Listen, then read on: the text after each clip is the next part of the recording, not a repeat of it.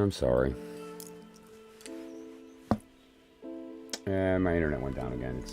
It's sort of the nature of the beast here, unfortunately. So I'm just going to wait for it to build back up, and I hope that the person I was reading for comes back in, because I'm not sure when it cut off. And I want to make sure I covered everything. So I'm really sorry about that. I hope you come back.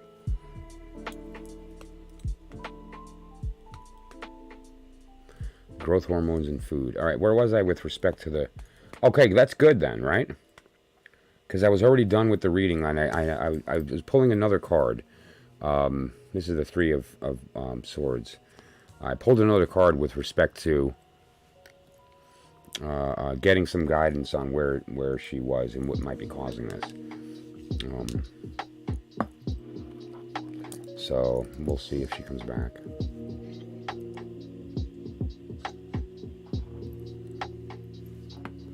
In the meantime,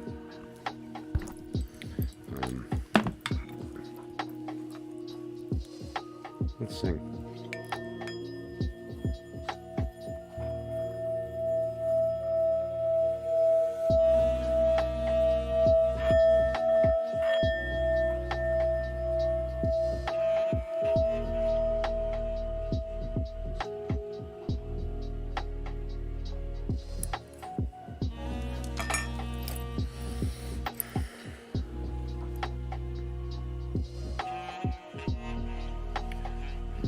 And the back. Here's my back. Yeah. Yeah, so, oh, by the way, if he's having fun with the math, wait till I get into this.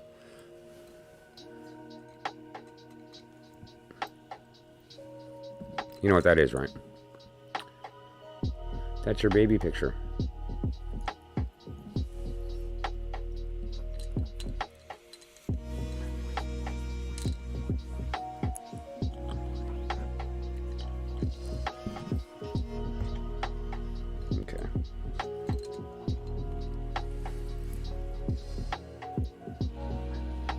Right, okay, yeah. Pie.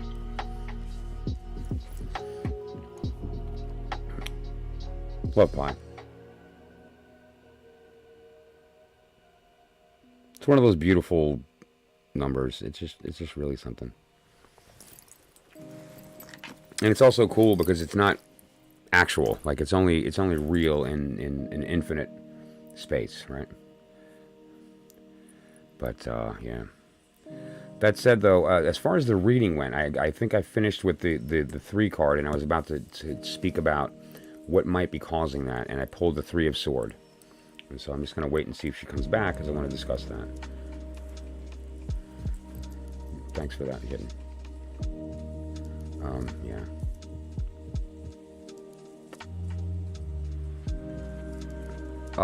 That's everything, no doubt. Marie Calendar. Pff. I like their there's a couple of products that they sell. It's pretty good, but yeah.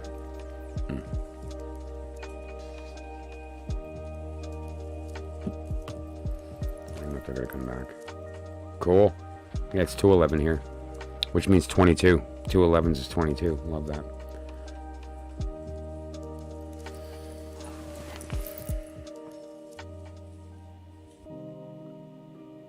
I hope she comes back. That's, you know, I know what that's like. We've all been there, right? There's not a single person in this room that hasn't had that fear at some point in their life. Like, oh my God, are we pregnant? What are we gonna do? And so to have that ease, like, I really would like to give her that comfort. Although, truth be told, nothing beats a pregnancy test to just get that answer out. Awesome! Happy birthday! Happy birthday to you. Happy birthday to you. Happy birthday, McDreamy. Happy birthday to you, baby. Birthday, Mickey! Hell yeah! Mm-hmm.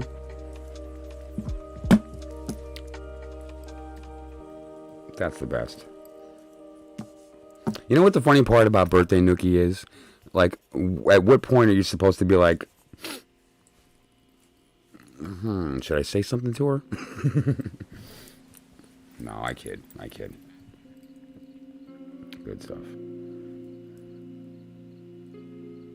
Straight from the restaurant. Oh, that is legit. Yeah, wow, that's a Popeye. Wow. 32. Let me look back to 32. How long ago was that? What am I, 46? So it was 13 years ago, right? What was I doing 13 years ago? 32. I don't know. I don't know why I can't think of what I was doing at 32. Thanks, Marilyn. Awesome. So you got the reference. But, totally. Yeah. Although I'm not going to wear a dress and stand under a fan. It's just, I don't make a good woman, trust me. I've done it for Halloween, and it's pretty bad. I'm thinking we're not going to get her back.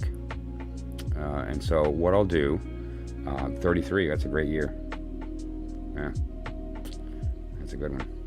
I guess my next milestone is going to be 50, but I don't know. I'm going to be 47 in a month. December 16th is my birthday, so if you need to order from Amazon now, do it. Because, you don't want to bump into shipping. The holidays are coming up.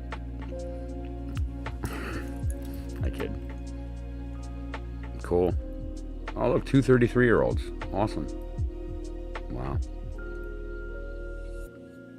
All right, I'm going to give her one more minute. And if not, then I'm going to move on to the Bible stuff. And then we'll go from there.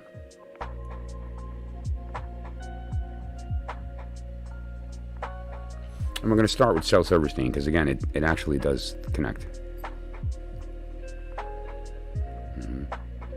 April, yeah. Yeah, it's sad.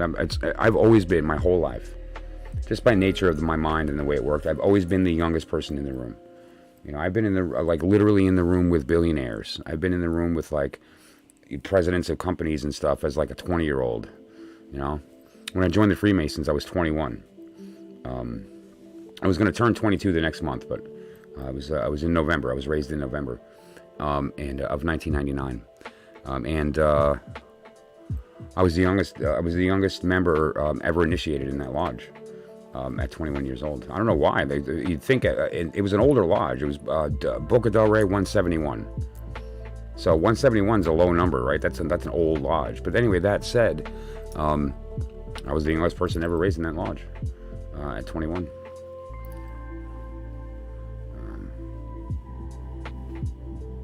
Okay, minute's up. All right. Well, if she happens to come back in, I'll keep the deck here and I'll keep her card on top. If you happen to see this video after the fact, don't worry, and this is the Three of Swords. What this is referring to is in this particular circumstance, don't get hung up on the stuff you're reading online and memes, the chatter from your friends. Each sword is a different idea, right? And each one of those is a different mind that's not yours, and they cause us pain. The image that we see of that card in the iconic version is a heart being pierced by 3 swords, and each one of those swords is a mind.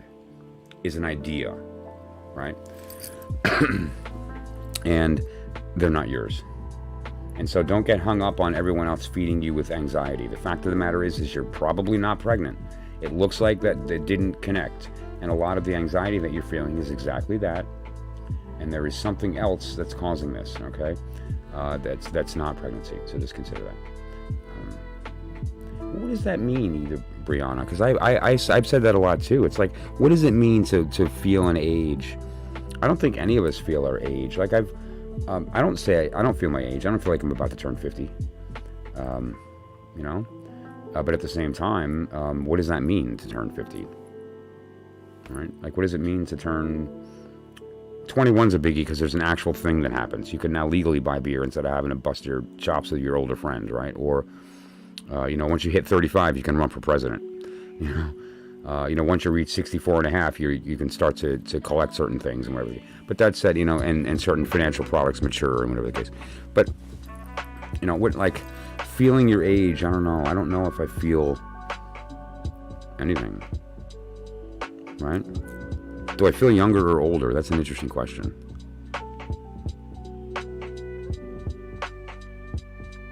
I don't know. You know what's funny?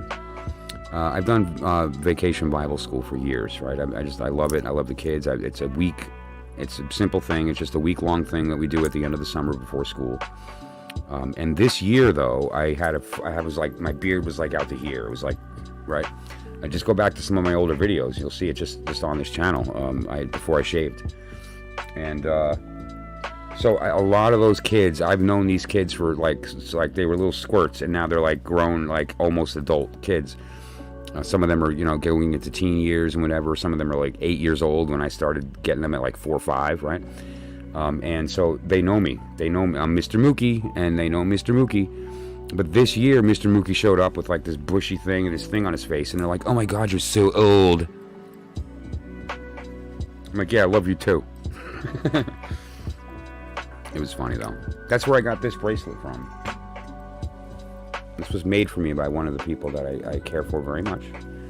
And I had one from a couple years ago that finally fell off. I never take it off. I shower with it. It never comes off.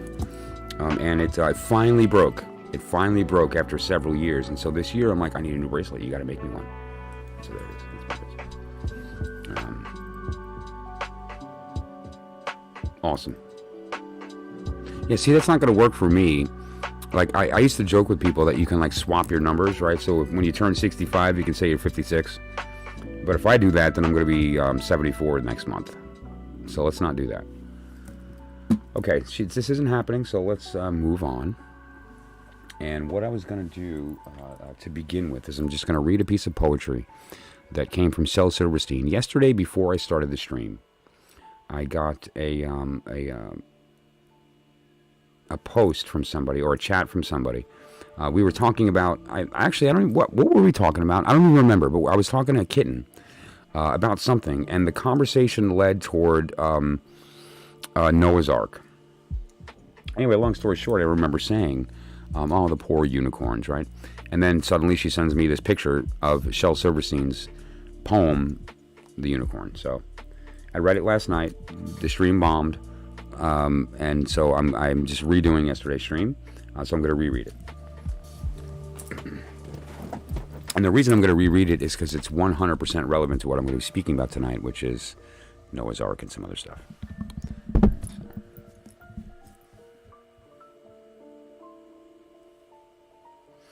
You know what? Also, if he's open to it, Jake, if you'd like, I can do it like a reading or something for you for your birthday, or I can maybe put together a little bead oracle for you if you want, as a gesture. Oh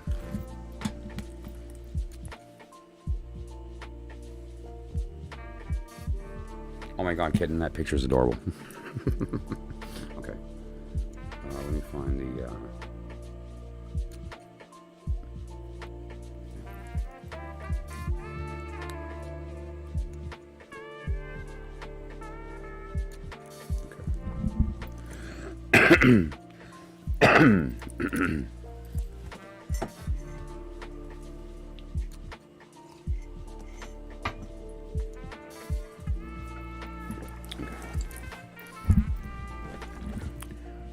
The Unicorn by Shel Silverstein.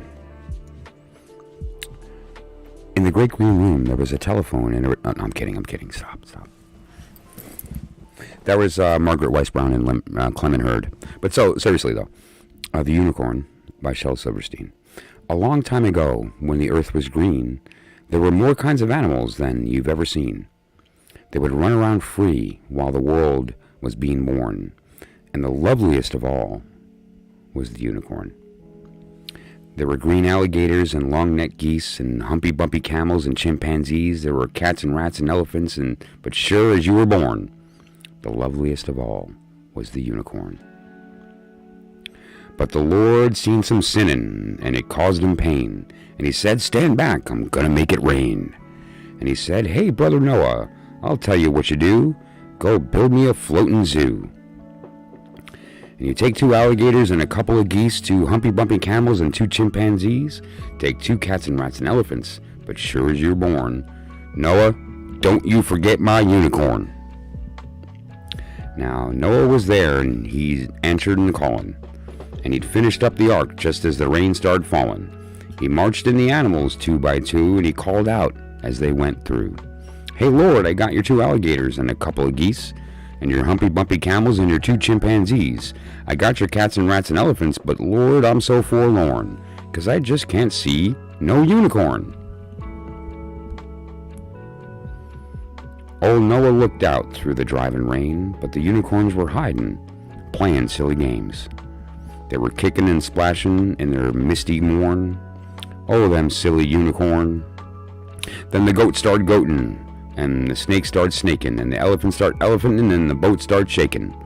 The mouse started squeaking, and the lion started roaring, and everyone is aboard but the unicorn. I mean the green alligators and the long-necked geese, the humpy-bumpy camels and the chimpanzees. Noah cried, close the door, 'cause the rain's a-pouring. We just can't wait for them unicorn. And then the ark started moving, and it drifted from the tide, and the unicorn looked up from the rock and cried. And the water came up and sort of floated them away. And that's why you never see a unicorn to this day. You'll see a lot of alligators and a whole mess of geese. You'll see humpy-bumpy camels and lots of chimpanzees. You'll see cats and rats and elephants, but sure as you're born,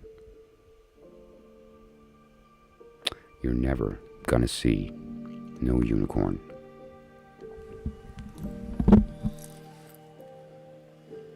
It's not true. There's one right there. There it is.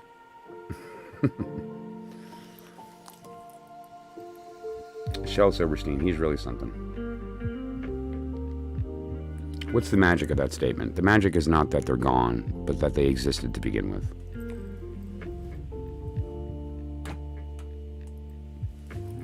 I saw a unicorn in real life. I did. When I was a kid, I was brought to the Ringling Brothers Barnum and Bailey Circus, and they actually surgically altered a goat. True story, look it up. They surgically altered a goat so that the horns were fused and grew as one horn. So it was a goat with one horn, and it was creepy looking. Did not look like what you thought a unicorn would look like. And the fact that they got away with that would not fly today. I mean, really, that today would be like a Mel Brooks movie. Like, did he just say that? That's like seriously low-key racist. And it's like, that ain't low-key. I did that on purpose. But so yeah, it would not fly.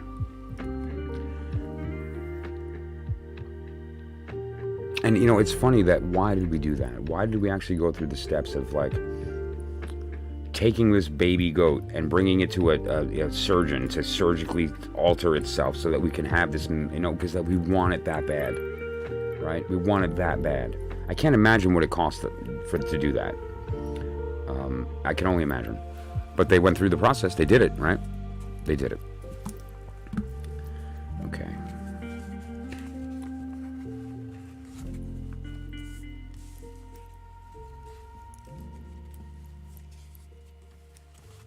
Let's do this. So,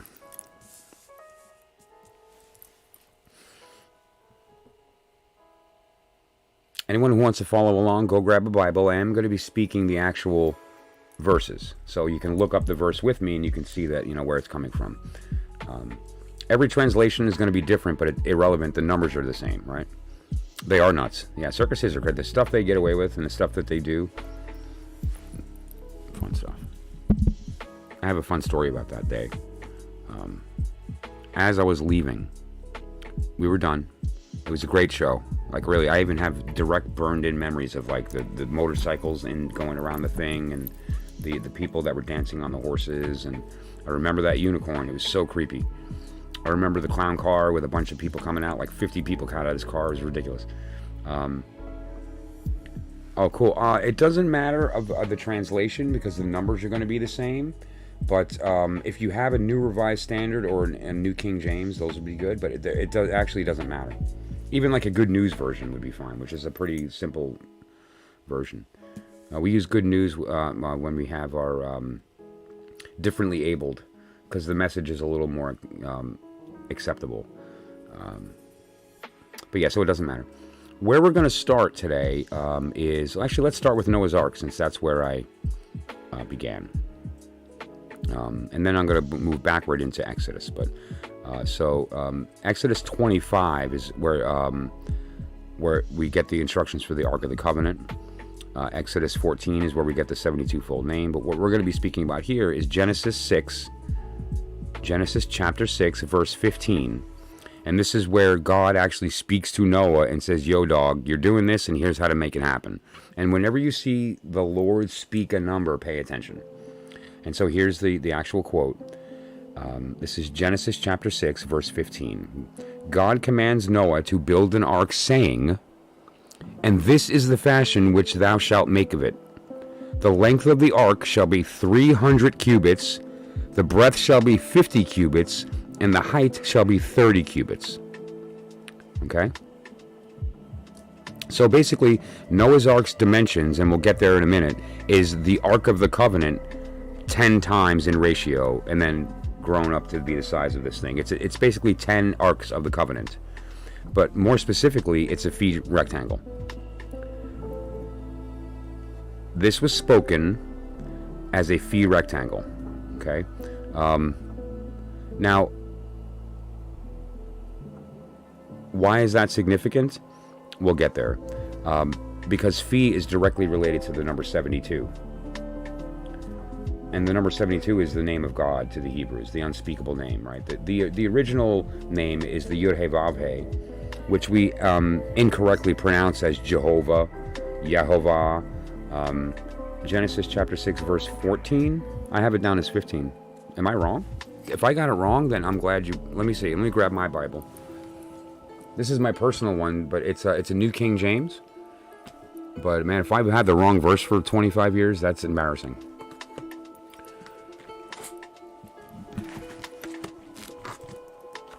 This is a New King James. But it's also a Nelson Study Bible, so there's good stuff on the bottom and stuff. There's all kinds of historical. It's a great... I love this one. But Genesis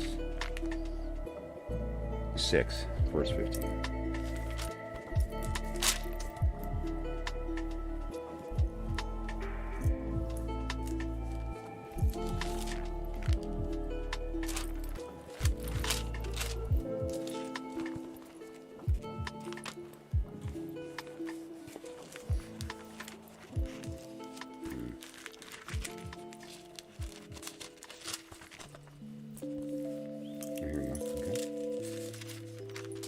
Genesis 6. Now it came to pass when men began to multiply on the face of the earth, and daughters were born to them.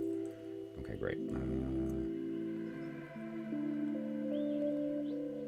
This is 7. I need Genesis 6. Oh, there we go. Okay, Genesis 6. 15. Well, this is the acacia wood. It actually starts at 13. The end of the flesh has come before me, and so forth. I will destroy them and make an ark of gopher wood, which actually it's acacia. That's interesting. But anyway, the verse where the math starts is 15, and this is how thou shalt make it. The length of the ark shall be 300 cubits by 50 by 30. But what's important about that, though, is the idea that those are all Fibonacci numbers that equal phi. So let's just go through the math. If you have a calculator, pop it up. If not, I'll pop up mine.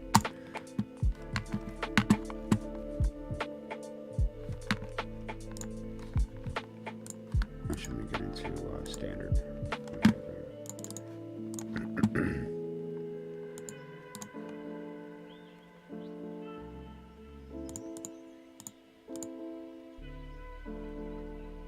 That's not going to work.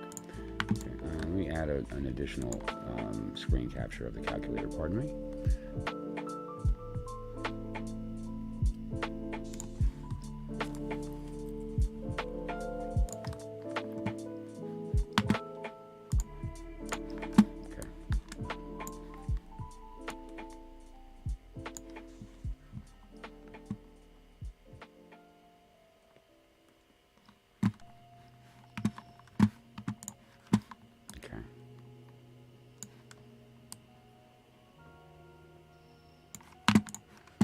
Was that kitten? What Hebrew letters are those? And does it say something?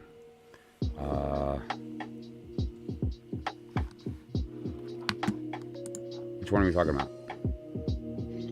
I'm not sure. Did I have it up here? I mean, I might have had some stuff up here that I was doing stuff for. I don't think I had the text up. Oh, yeah, change. That's the Hebrew word for change. Yeah. But yeah, that's a different story. So, let's just do that quick math here. So, for instance, what we're talking about here is 300 by 50 by 30. So, let's do the 50 by 30 first. Okay, and now you'll notice again, 5 by 3 is the correlation here. So,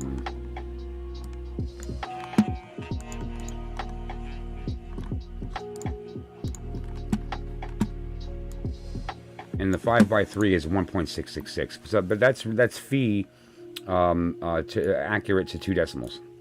Then by 300. Now I had mentioned that this is basically 10 in ratio. It's 10 Arks of the Covenant. So Ark of the Covenant, Exodus chapter 25 verse 10. Exodus 25 verse 10. The instructions for the Ark of the Covenant from God to Moses to hold the 10 Commandments, right? Make a chest of acacia wood, 2.5 cubits long, 1.5 cubits wide, and 1.5 cubits high. Okay? 2.5 to 1.5 is the same as 5 to 3, which is 1.666, right? 2.5 to 1.5 is the same as 5 to 3. I mean, math people know. Right, and so this is the Noah's Ark and the Ark of the Covenant having the same exact mathematical radio ratio. That's an accident? Of course it is.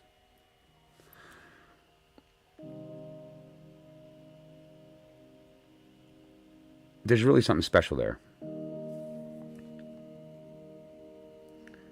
And it's important that we understand how phi relates to the 72-fold name, or how phi relates to 72. Where these correlations come into effect with pi, phi, and e, and why these numbers are relevant. 72 comes from various places that I talked about before, and we'll get there as well. The actual place that it appears, the place that it's derived, is in Exodus chapter 14, verses 19, 20, and 21. Now, Missy, this is not going to be in your Bible. It has to be in the original Hebrew, so mine doesn't have it either. Right, there it is. Yep. This is the design. The length of the ark be 300 by 50 by 30. Right. And so 50 divided by 30 is 1.6. If you were to do 30 by 50, what you'll do is you'll find the reciprocal, which is 0.666. And it's the same ratio. It's just the difference, right? So it's 30 divided by 50. It's going to be the same thing, but the reciprocal. Instead of 1.6, it's 0.6. Okay. And those are both. They're just phi from 0 in different directions, essentially. But that said,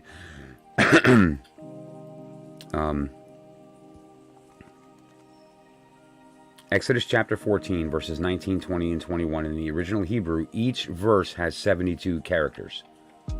If you line up 19 and line up 20 underneath it in a certain way, and line up 21 underneath it in the opposite way, and then you read the 3 letters that are created from lining that up, it's going to create the angel names. You add an L, like Michael, Gabriel, Raphael, Uriel, Samael. That L means God, and the feminine version is Ea, and so it can, you just add the prefix or the suffix, and you get the angel names of the Shem and Mepharesh. That's where it's derived. It's from Exodus 14, 19, 20, and 21. And interestingly, let me just read the verse because it's kind of cool and creepy. It's the point where the Jews are running from the Egyptians, and Moses comes to the scene as like, oh crap. And then he takes his staff and, right? And this particular spot is where he raises a pillar of fire to protect the Jews from the Egyptians, okay? So let's get there, and that's Exodus chapter 14, verses 19, 20, and 21.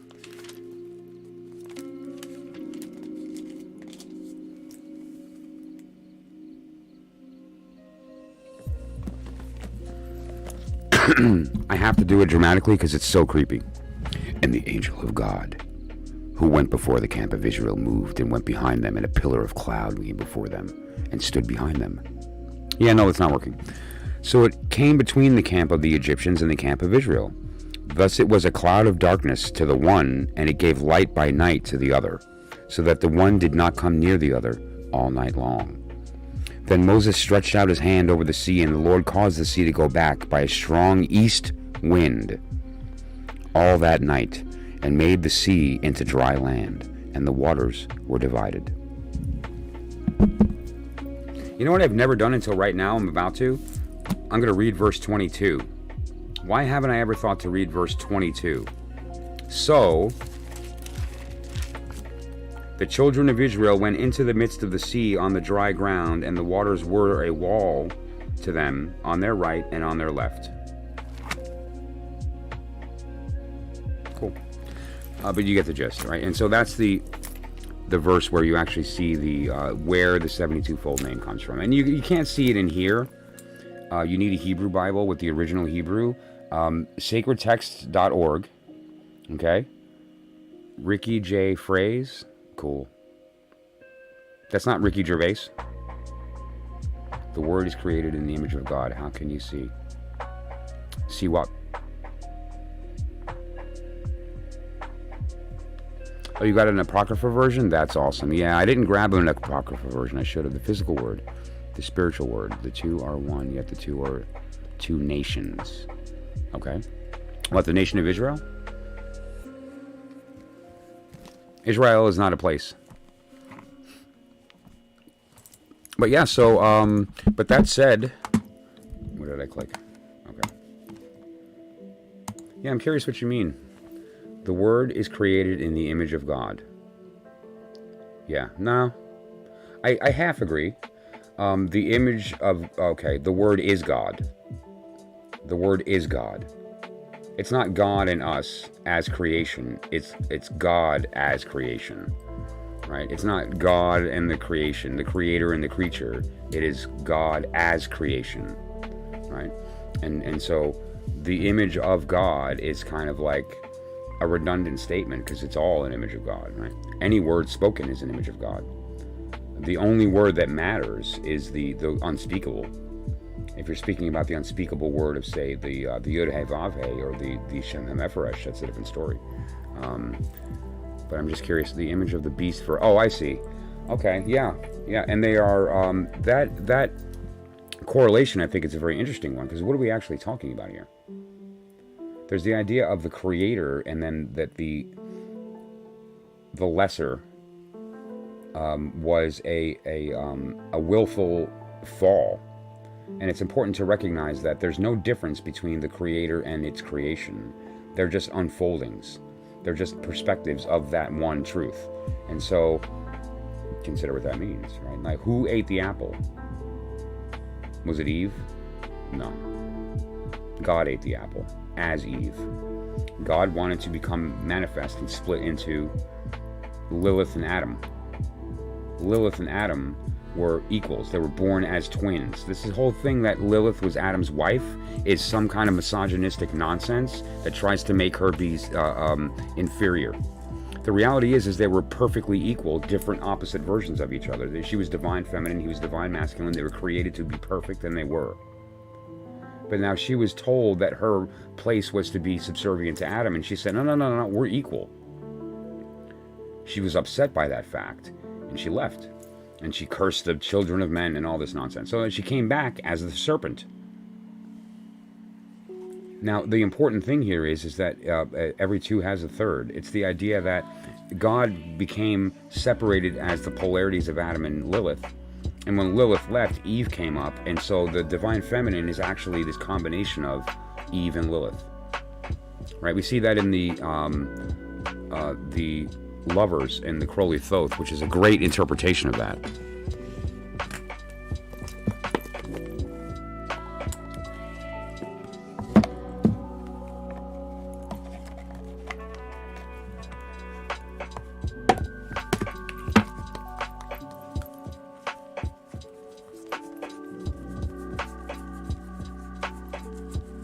No, I'm not implying that's what Crowley or Harris was was their specific intent when designing the card, but I have an inkle that that's the case. But these two women are Lilith and Eve. That's absolute. That part's true. Whether or not he was attempting to espouse a doctrine of the fact that Adam and Lilith were created equally, that's my interpretation, and fight me.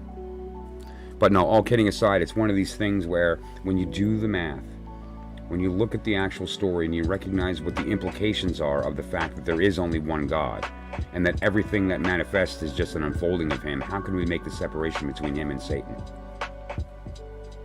Because we have this idea that Satan, Lilith, Adam, Eve, the universe is a creation, therefore separate. Let me move my calculator here. I just realized I have this up on the screen here. Those two women on top are Adam, or Eve and Lilith. Okay. And there's that Orphic egg. I have one here.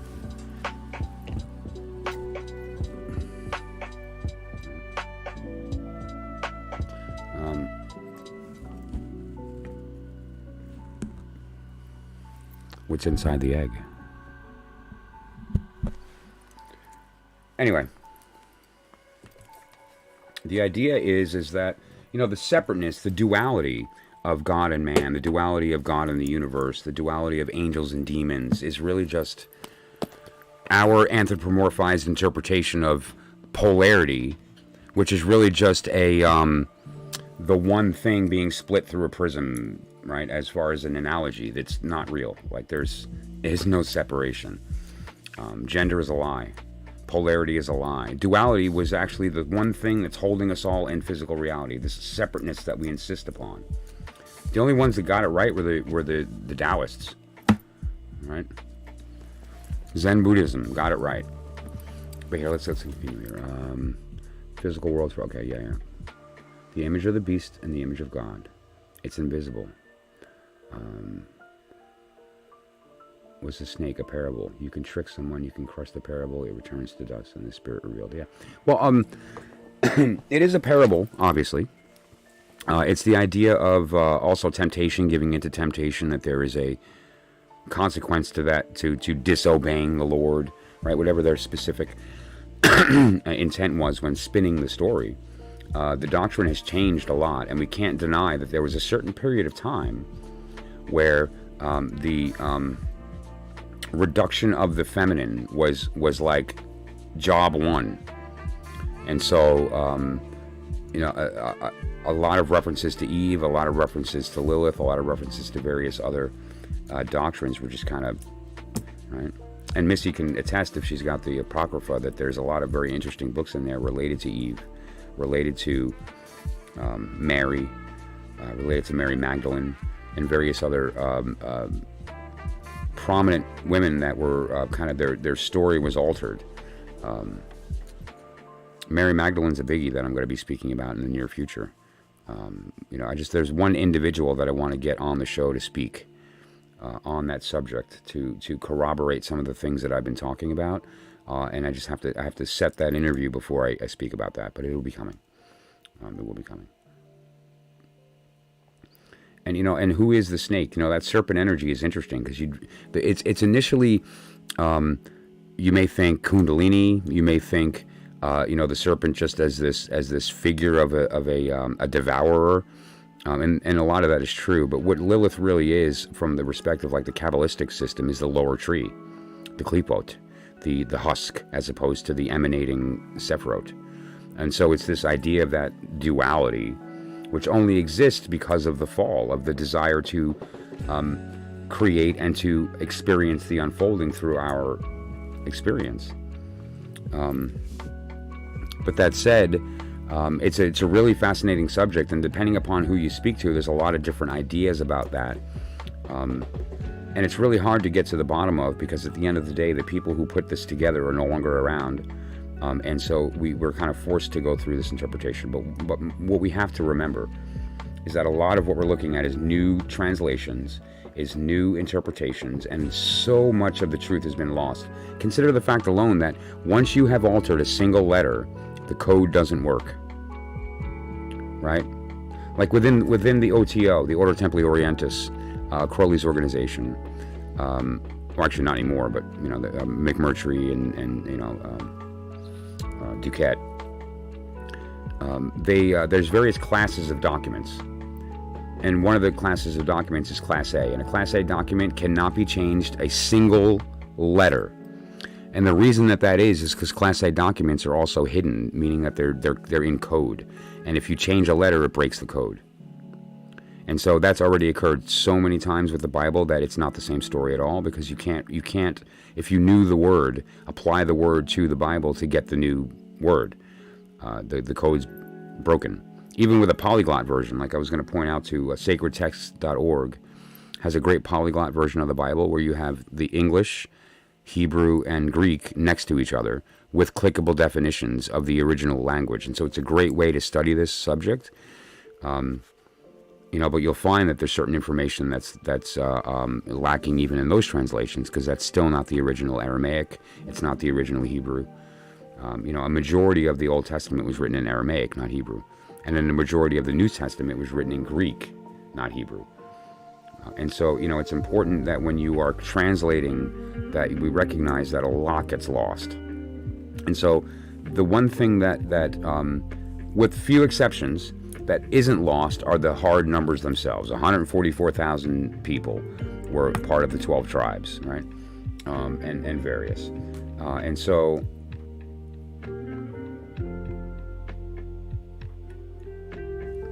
at the end of the day, though, and there's a couple that have kind of altered based on the language.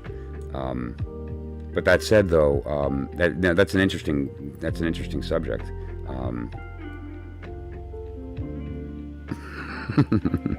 That's cool. I hope that got to whatever he found interesting, though. That's as long as I hit some stuff that tickled his left brain. But speaking of, where is Vesta? Anyway, I'll bug her later. I'll send her a chat and say, you missed the coolest stream. You better go watch it and share it with 17 people and like it and comment. But that idea, though, is interesting. So yeah, 12 tribes, 12,000 people per tribe is 144,000 people. That's twice 72. Right? 72 times 2 is 144. It's also 12 squared. 12 squared is 144. 12 squared over 2 is the name of God. That's just great. 12 squared over 2 is the name of God.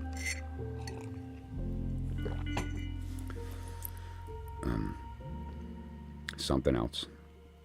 And now I'm just going to leave you with this. I'm not going to get into too much of it. I'm just going to plant the seed tonight, and then we're going to talk about it later. Giza. It's at 31 degrees east.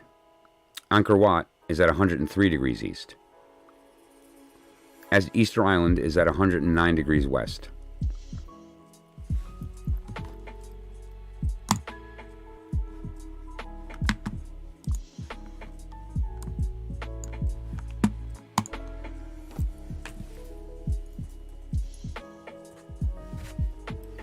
So 103 degrees minus 31 degrees means that these two temples are 72 degrees apart. Giza, and specifically the Vesta. That's awesome. I just spoke your name. Giza is at 31 degrees east.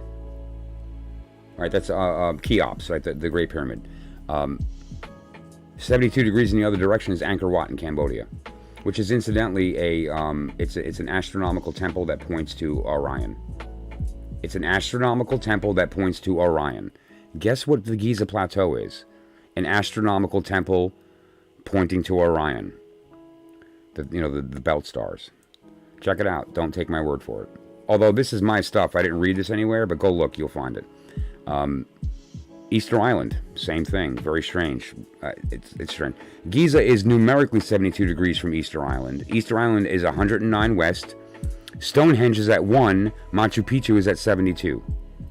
So Machu Picchu and Stonehenge are also 72 apart. And it's 144 from Easter Island, which is twice 72. What? Yeah. Okay. Now, Nabta Playa. Go to Giza. Go about 500 miles south in Egypt, and there's a plain that used to be a lake bed that's now dry. It's a dry lake bed. Within that dry lake bed was a temple that was built. Okay? This temple is about to blow your minds. What they did is, it's really, really fascinating. There's a small temple of some standing stones that when the moon or the sun is exactly at a certain point at noon on one day a year, actually it's 2 days, it casts no shadow. On that day, if you watch the sunrise, there's various points out in the sky, and there's stone pillars that are meant to point directly where the sun rises at the horizon. And if you stand at each temple and look at certain times of the year, you'll see the sun hit its heliacal rising with certain signs. Heliacal rising means the sun rises at the same time that a certain star rises behind it. Now what they did, each one of these standing stones that are visible out in the distance when you're standing at this point looking out east, each stone temple it points to one star. And it's perfectly rises at the same point that star comes into play over this 25,000 year period. It's really fascinating. Now here's where it gets interesting. I see Orion every night of the season, that third dot belt. Yeah, I love it, right? Love that. What is the significance about that day? Which day? I'm not sure which day you mean.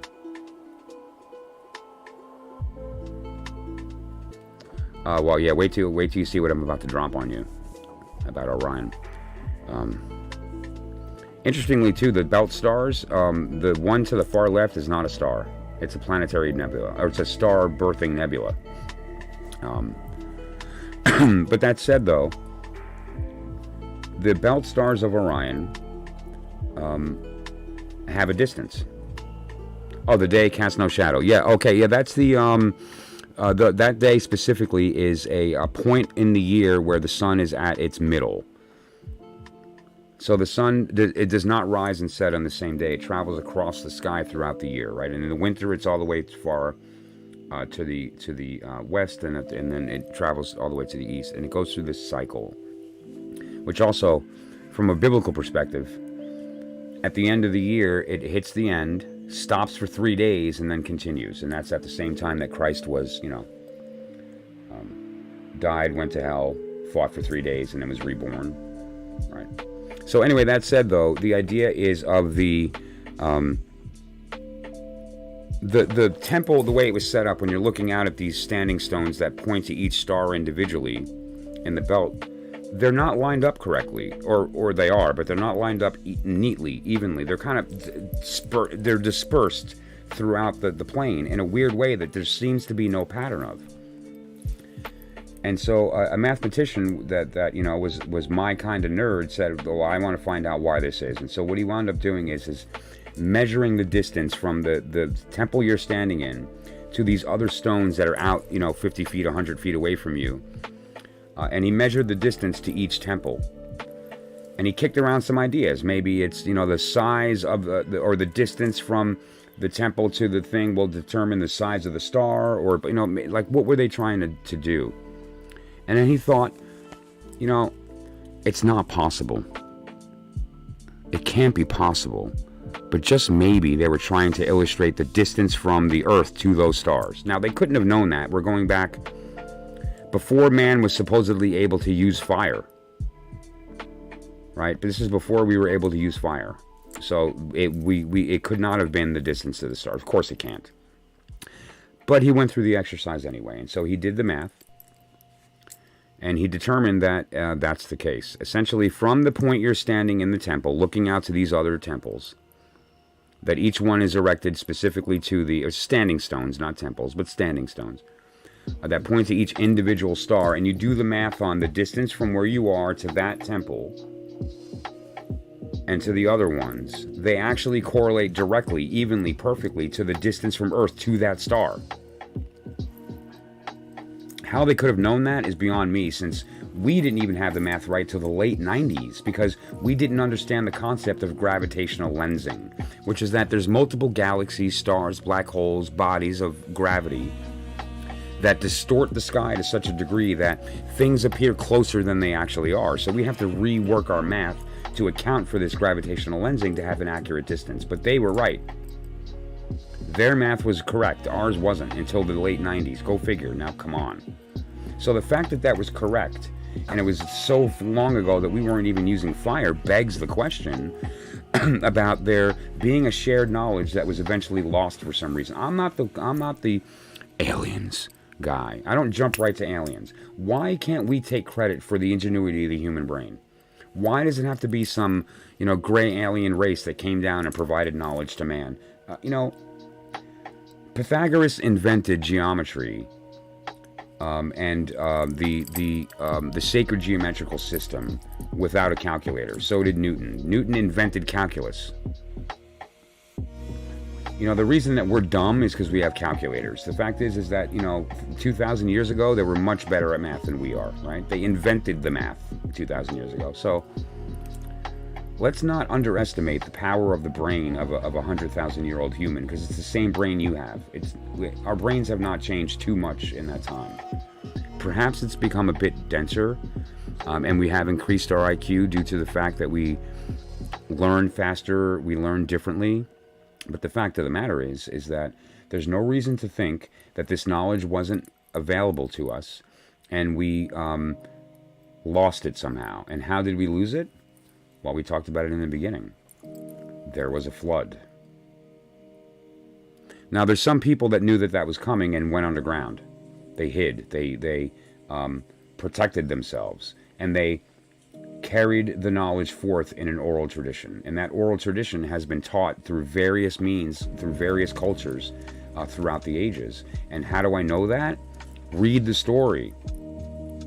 The story is there in every doctrine. Every doctrine has a Christ story of a death and a rebirth at a specific time of the year. And it seems to all correlate around when the sun stops, pauses for 3 days, or 2 days, and then starts back up again. It's all there. There's this idea of the flood myth, and every single culture has a flood myth. That it's not an accident. How do we have the story of a flood myth? Clearly, not everybody died, and it wasn't just Noah per se. Otherwise, we would all look the same. But reality, though, all kidding aside, reality is that we're talking about something else here. And what were Noah's children's names? Little trivia question here. Who knows what Noah's sons' names were?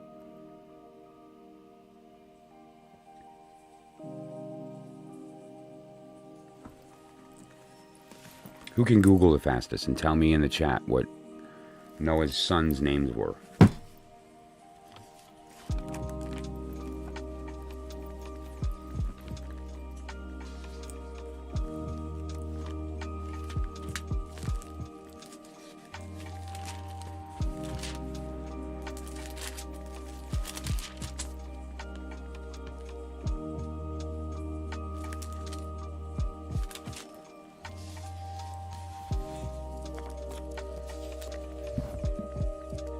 Oh yeah, no. Abel was the second human born.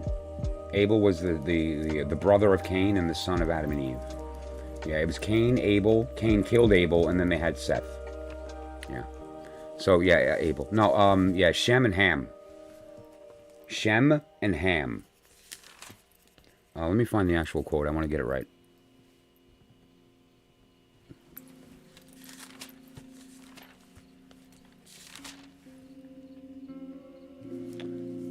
Because their names are mentioned many times on the boat and some other stuff, right? Yeah, Shem, Ham, and Japheth, right? Now, we've heard the term Shem, Ham, Mepharesh. The Shem, Ham, Mepharesh is the 72-fold name of God.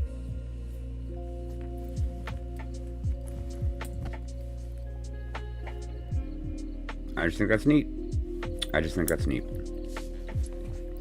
So, what does it mean? Nothing right now, but it's going to come together, right? It's going to come together. I'm doing it in bite-sized pieces on purpose because this piece of paper is being, as we speak, turned into real stuff, right? He had multiple sons, but the significant ones are Shem and Ham because of the 72-fold name is the Shem, Ham, Mepharesh.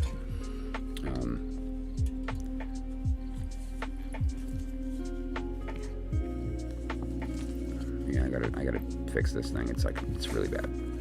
And Japheth, right? Yeah.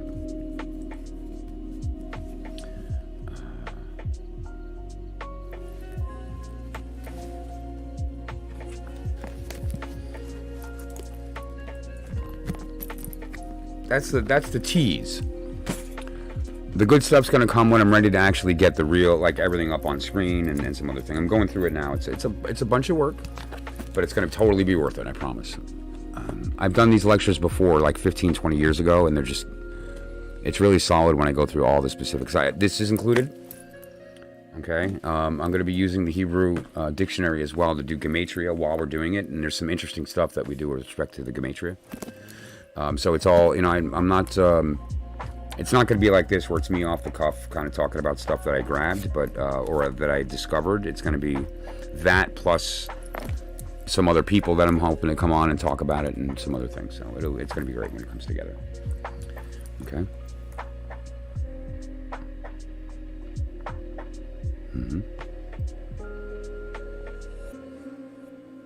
Grandson. Oh, Aram was the grandson. Aram.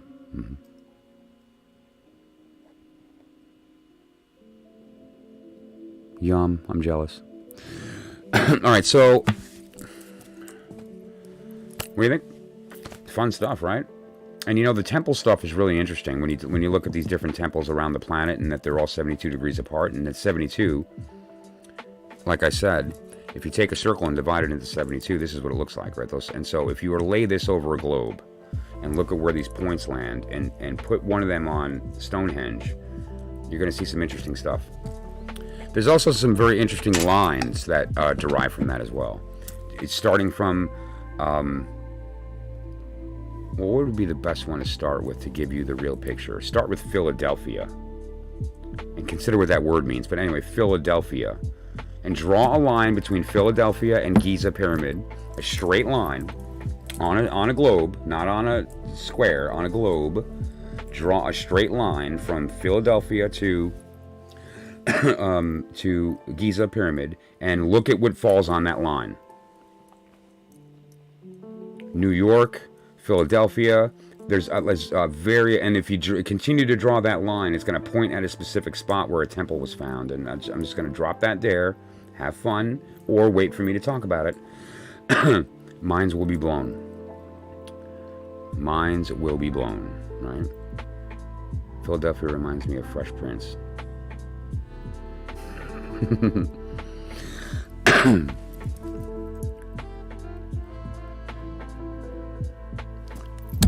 Thanks, Missy.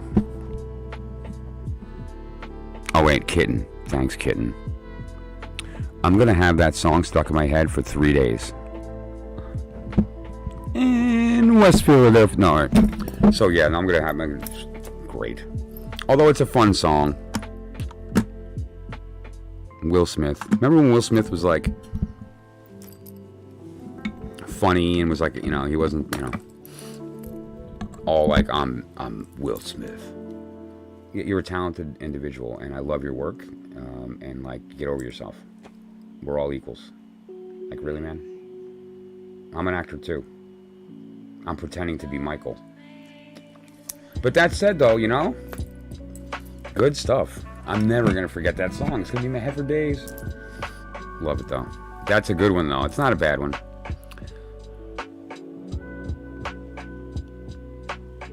Yeah, I just got rid of one, too, and I'm glad. I can't remember what it is. But I had an earworm for a while there. So I forget what it is. It was funny, though. So that said, let me do this. I'm just going to pop away real quick to take a quick break, heat up my coffee, which is ice cold right now. I'm in New York, and we just got some snow, and it's about 25 degrees right now. And my coffee is reacting to that. So I'm going to heat it up. I'm going to be right back, and then we're going to scry. What is scrying? It's something very special. That's one of those rites of passage, right? Being able to sing the Fresh Prince of Bel-Air and get it all correct. It might take me a minute. It's been years. But, yeah. So I'll be back in a... Actually, it won't be the speed of carry because it's already... I'll be back at the speed of microwave. Maybe not. Take two. I'll be back at the speed of microwave.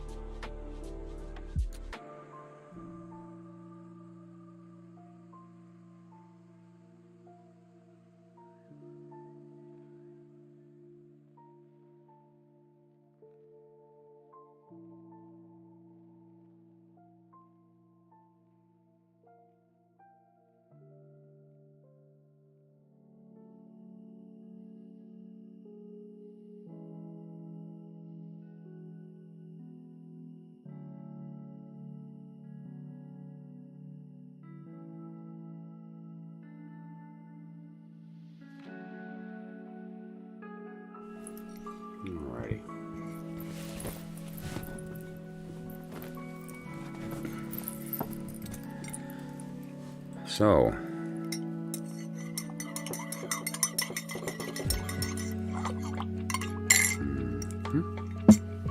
I think I might have put it in too long. It's like really burning. It's fine. It's fine. So,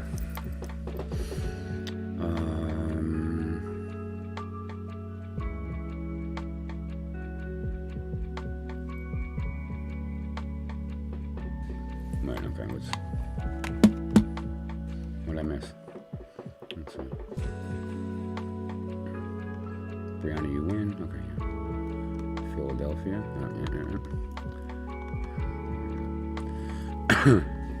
Oh, that's funny. Oh, you went for a coffee? Oh, that's funny.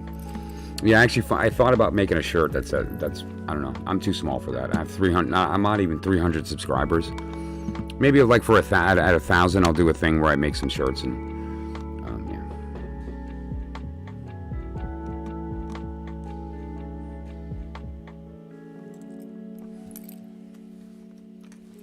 There's one I'm having trouble seeing here.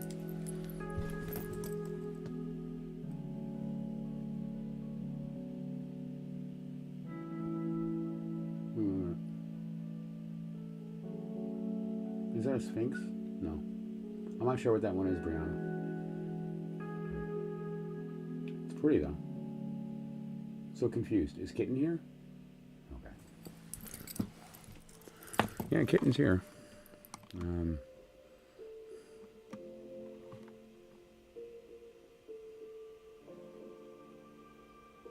You couldn't see her messages.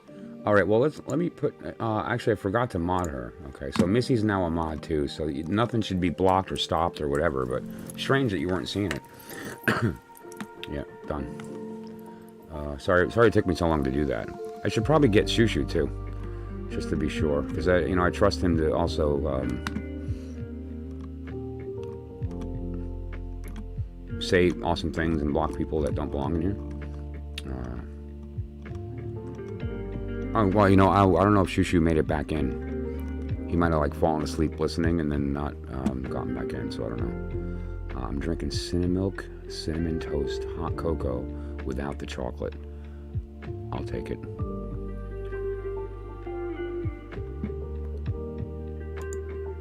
Yeah, when I refer to kitten, I'm referring to kitten smitten.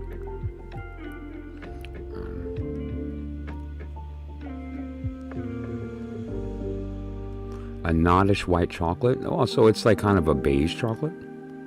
I mean, cinnamon toast. Right? Cinnamon toast. Hang on, I'm being hit with the Greek.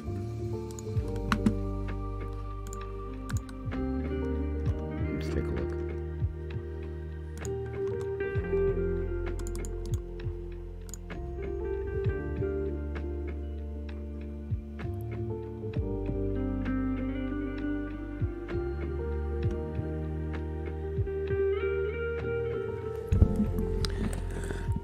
Yes, we always have the power to transform. We always have the power to allow ourselves to take what we think we are, realize that that's just a creation of our mind, and to transmute, transform, to update, to recall that we're never just one thing, because all we are is one thing, and that one thing is neither good or bad. It's not sorrow or happiness. It's not pleasure or pain. It's possibility. And what we unfold, what we become, is what we are being. And so we have to always recognize that if we are in a state of sorrow, it's because we are being the form of sorrow. And we have the opportunity to transform that by recognizing if we're in a state of red and we want to be in a state of purple, we need to add green to our experience, or blue, or a different tone. And so we can play with the shades. And so if you're finding yourself in a persistent state that's not positive or happy or fulfilling, recognize that you deserve that we all have. No matter, I don't care if you are the Prince of Darkness manifested in this world, you have the ability to access light. You have to give yourself permission. That's it. Give yourself permission. There's no distance when it's true. When it's true, there's no distance.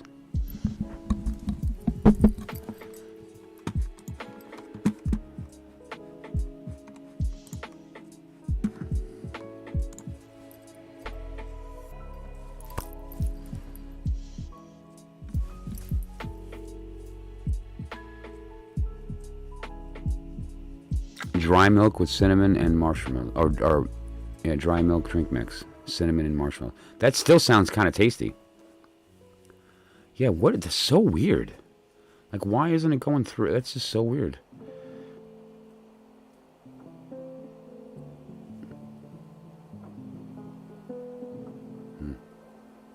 Strange.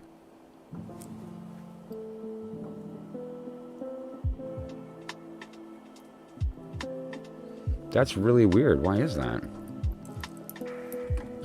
I wonder too, like, if there's some way that got blocked somehow. Like, why would you be blocked from seeing her stuff? That's strange. Or like, and how do we fix that? Let's take a look.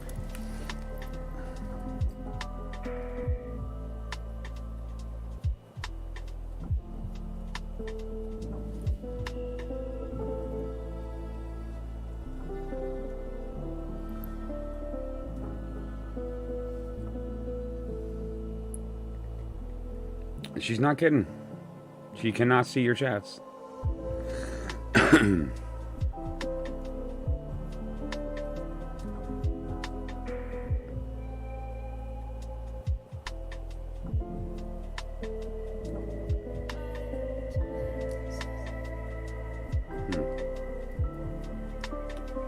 That's really weird. Can you see her now?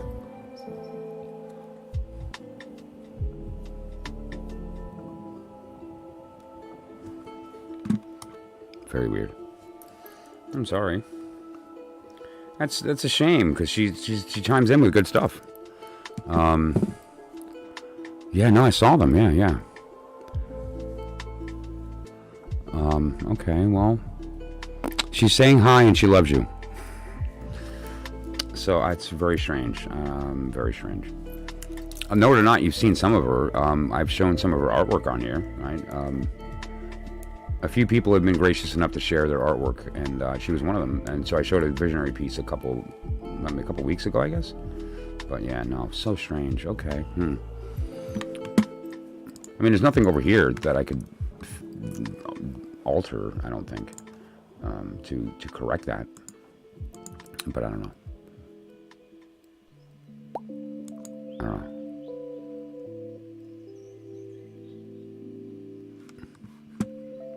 No sweat. Anytime. Yeah, I don't know. Strange. Okay. I'm sorry. Weird. I'll look into it later. I'll dig around and see if there's any kind of technical reason why that's happening, but I'm not sure. I don't know what to say to that. What I wanted to talk about is scrying. And what scrying is. How do we do it? What is the value? And I'm going to start with that last one. What is the value? So, actually, let's talk about what scrying is, and then we'll start with the value. Scrying is a form of divination. And now, I guess she can see you, yeah. But that's just weird. I don't know. And I wonder, has that been the case always? So strange.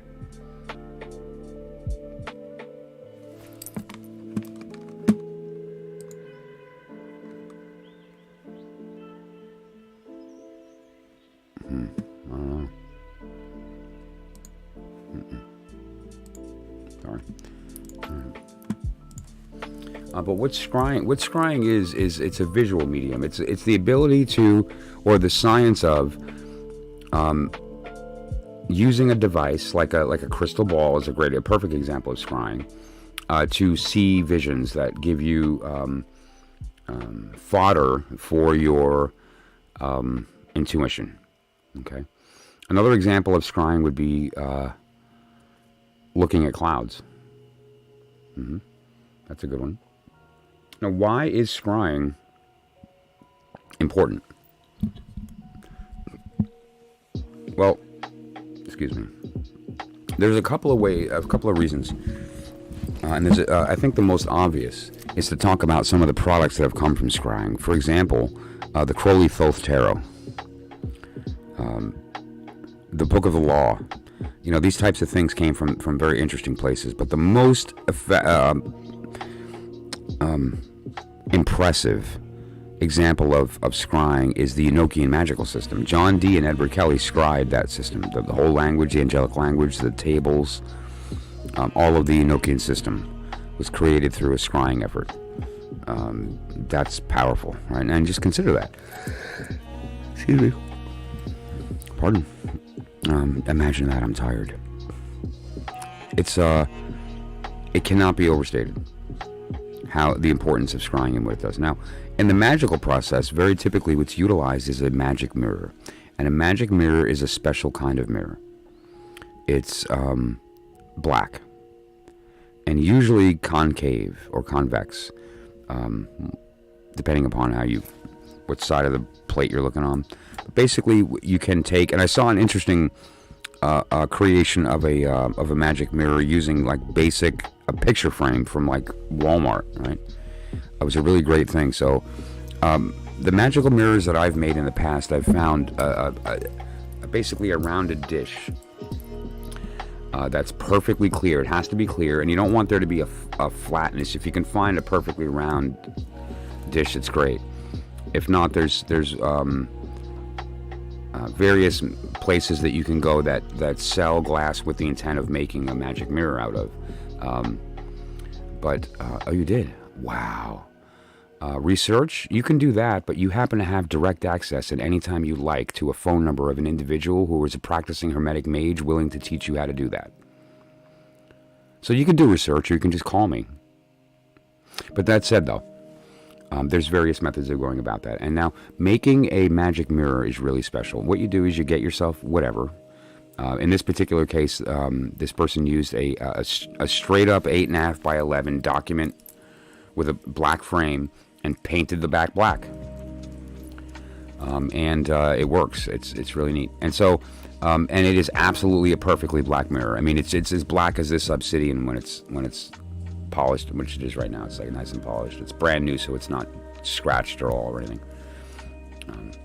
But that said, I've used balls very often as opposed to mirrors to do my scrying. It's something about the sphere shape that connects with my energy. I'm a big fan of spheres. That said, a black sphere for me is very similar to a scrying mirror. It's outward instead of inward, right? So it's like speaking to me instead of taking me in, but the color takes me in. So how this works is one of my favorite scrying crystals, other than straight plain black, which is really the most powerful for me, is smoky quartz, rose quartz, and tourmalated quartz. Tourmalated means contains tourmaline. So you'll see a quartz crystal ball or a sphere that has black striations. Those striations are tourmaline, which is really great because they're little black stripes that as you turn it, it changes the angle of those stripes. Good. I hope you call me. My favorite thing to do is to teach people how to be psychic. And I'm good at it. But when it comes to scrying, yeah, there's some very special stuff. And I'm going to cover some tonight. So, I mean, we're going to be doing 101 tonight. I'm going to be actually using this ball to scry tonight live. And we'll talk about some other methods as well. But so to make a magic mirror, go to Walmart, get yourself an 8.5 by 11 document frame. Make sure the frame is black. You don't want the frame to distract you, okay? Kitten says me too. She wishes she could see your comments also. And so, depending upon the frame size, get out your piece of glass and put tape, a tiny bit of tape, just so it doesn't bleed off the edges, and just paint it black. Give it several coats to make sure that there's no light. Make sure you got a flashlight and you can shine it behind, and make sure that you're not seeing any pin light or any kind of small holes. And you've got yourself a magic mirror. When you put that in that frame, it is going to be absolutely pitch black, perfect, glossy. It's going to be, I don't care if you use the cheapest paint on the planet, it works. Just make sure it's black. But smoky quartz is great. Malachite is great. Malachite is great because it's like bright green and it has all these different striations, and when you get your vision out and you kind of really blur, you can really get a good picture of some interesting stuff because of the contrast. This is malachite as an example.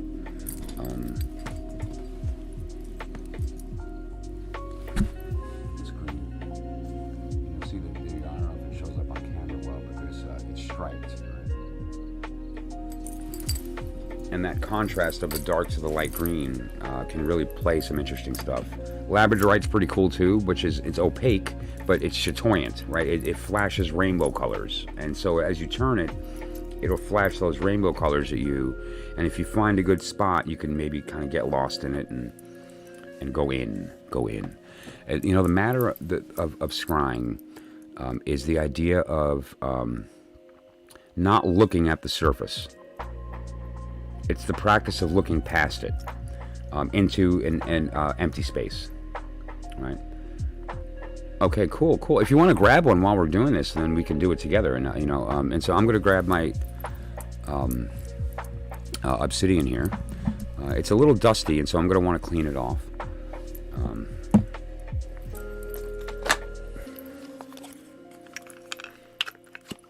But now, if you're not using a single colored sphere, then you want to, you don't have to clean it or anything, and you're going to be using the variation. Like when I get a quartz, there's two types of quartz spheres that are good for reading. Completely, absolutely perfect. Cannot be a flaw, like a piece of glass. And totally busted up, broken, crazy, nonsense, lunatic. Those two different spheres will give you an interesting effect, and it just depends upon which one you read better. Some people want less input and some people want more, and so you'll kind of find that middle, right? And so, oh, you do? Oh, great. Wow, yeah, you've got a nice collection then. And so the malachite sphere is good. Smoky quartz is good because there's typically a lot of variations in the color. And I love amethyst. You know why I love amethyst? It's very rare to get a large piece of amethyst that does not contain a citrine flash. Somewhere in that large piece of amethyst will be a small piece of orange that gives you some play when you're doing your scrying, and that can be very effective.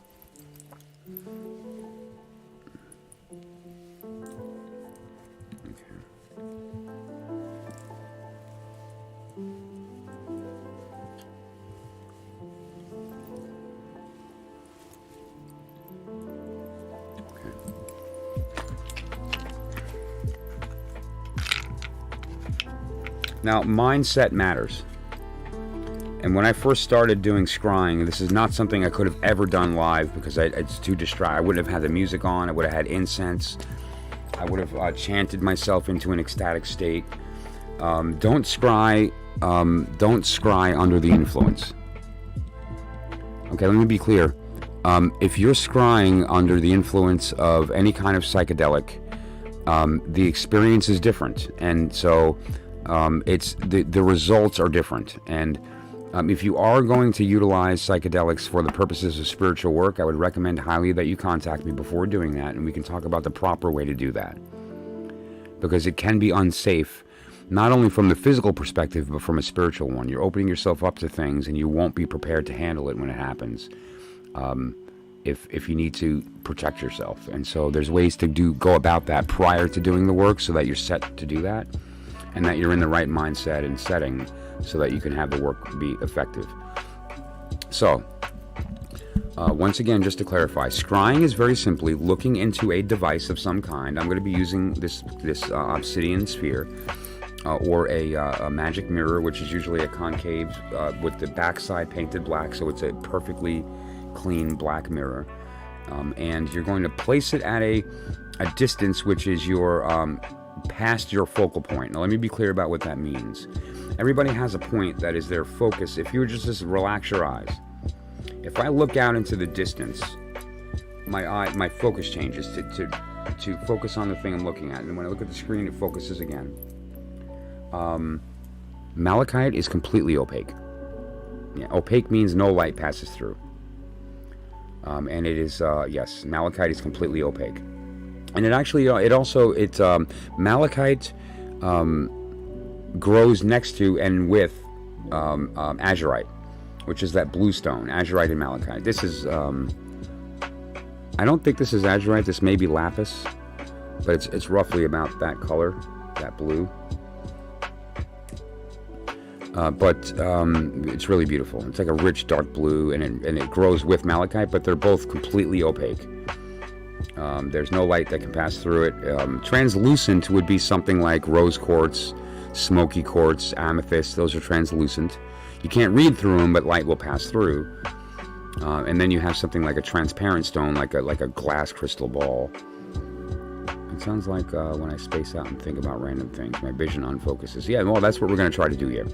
But so now there's a specific distance from your eyes that is a natural focal point when you're not attempting to adjust to what you're looking at, right? So if you just let your eyes relax, kind of look past the place that you're looking. So just look out into space. I'm not focusing on anything. And now I'm going to find where my focal point, right here. Right here is where my eyes are sharp. And so now I'm going to go a little bit further than that, or a little bit closer, okay? I'm going to go closer because there's stuff in the way here. So I'm going to go right about here, and I'm going to move my sphere roughly right about here. And so this is the distance I'm going to read at because it's before my focal point, so I'm blurry. I'd have to try to focus to get that sharpened up, right? It's actually hurting my eyes to try to focus, so I'm at a good spot. I'm not in the right mindset. This is for educational purposes, but I'm gonna be able to do it. I've done this for a long time, and so I'm past that where I need quiet and and so the idea here is to let yourself get into a state of reception. Get your mind out of the game, because what we're trying to do here is see shapes in clouds. We're trying to look at the bushes and see the faces. We're trying to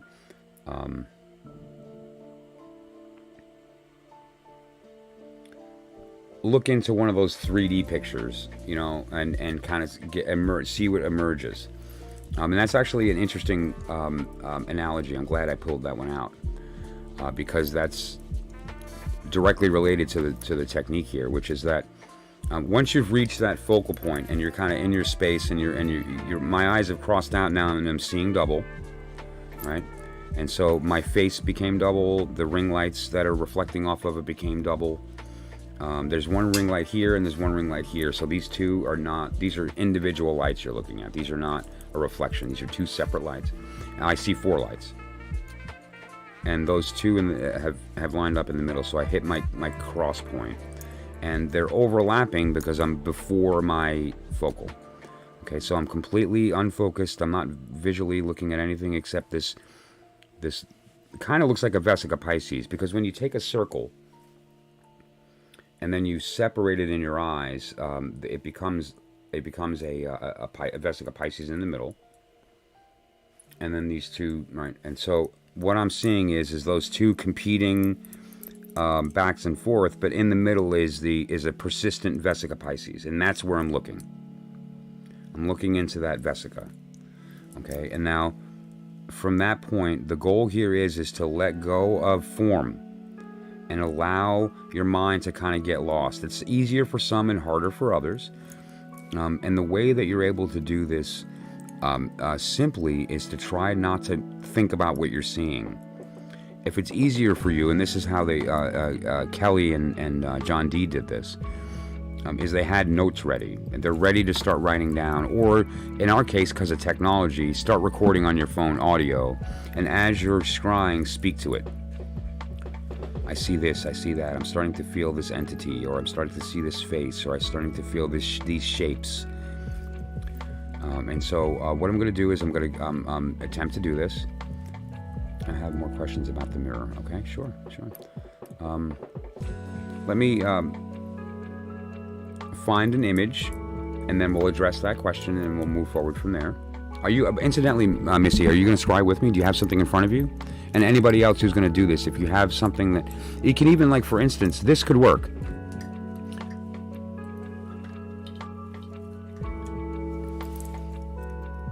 And see that, and how that shape. Now, this hole might be distracting. This is a little chip where there's some druzy in there. This is like some of the, almost like a,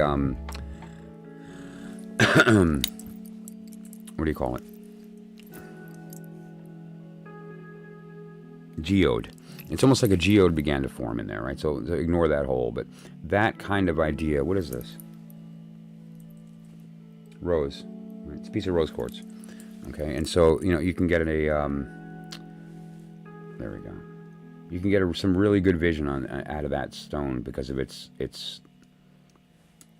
randomness. Like I already see, wow. It's a cat. It's a big cat, like a, wow, this stone just like totally woke up. Wow, I'd never scryed on this, and I'm like, this is my new favorite thing. Holy crap.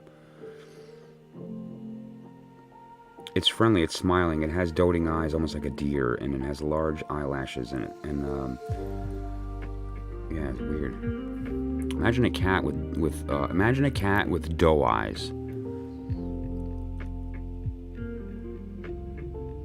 And it has its lips perched like it's about to drink water.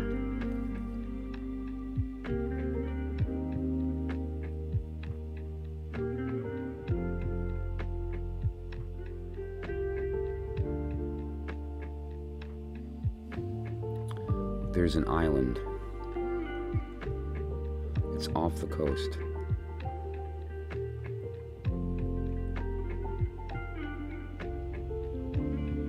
From the east. Strong at first. It gets weaker. There's a storm coming. From the east. It's going to enter the Gulf.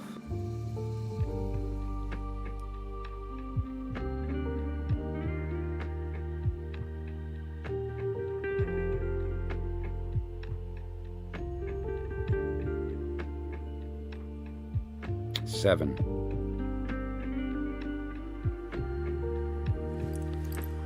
That was amazing.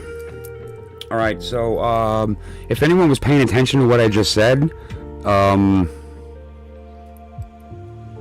remember the word 7, and I remember the word a storm is coming. Anyway, that was cool. That stone's ridiculous. Wow. You know, it's cool, too. The quote on it is, trust in the Lord with all your heart and do not lean on your own understanding. That's the quote. But, yeah, so. That was a gift from my pastor because she knows that I'm, like, stuck in my head. Okay. All right, let's go back here. It sounds like... Space, okay, all right. I have questions about the mirror. Regular mirror, just black frame, because I feel like that's not... No, yeah, definitely. Okay, I'm glad you asked. No, you don't want to get a mirror. What you want to get is a glass picture frame. A glass picture frame, right? Cheapy. Doesn't have to be expensive, because it might even break, right? The glass is thin, and so you just get it cheapy. Buy a couple if you want, so you have a few. If one breaks, or you can even give one as a gift. If you want to blow somebody's mind... This is so cheap to make, right? It's the cost of the picture frame and a tube of black paint, right? And so Walmart, $5, right? For the frame, maybe even $3 for the frame and a tube. Okay, try the rose quartz. Try the rose quartz. There is a.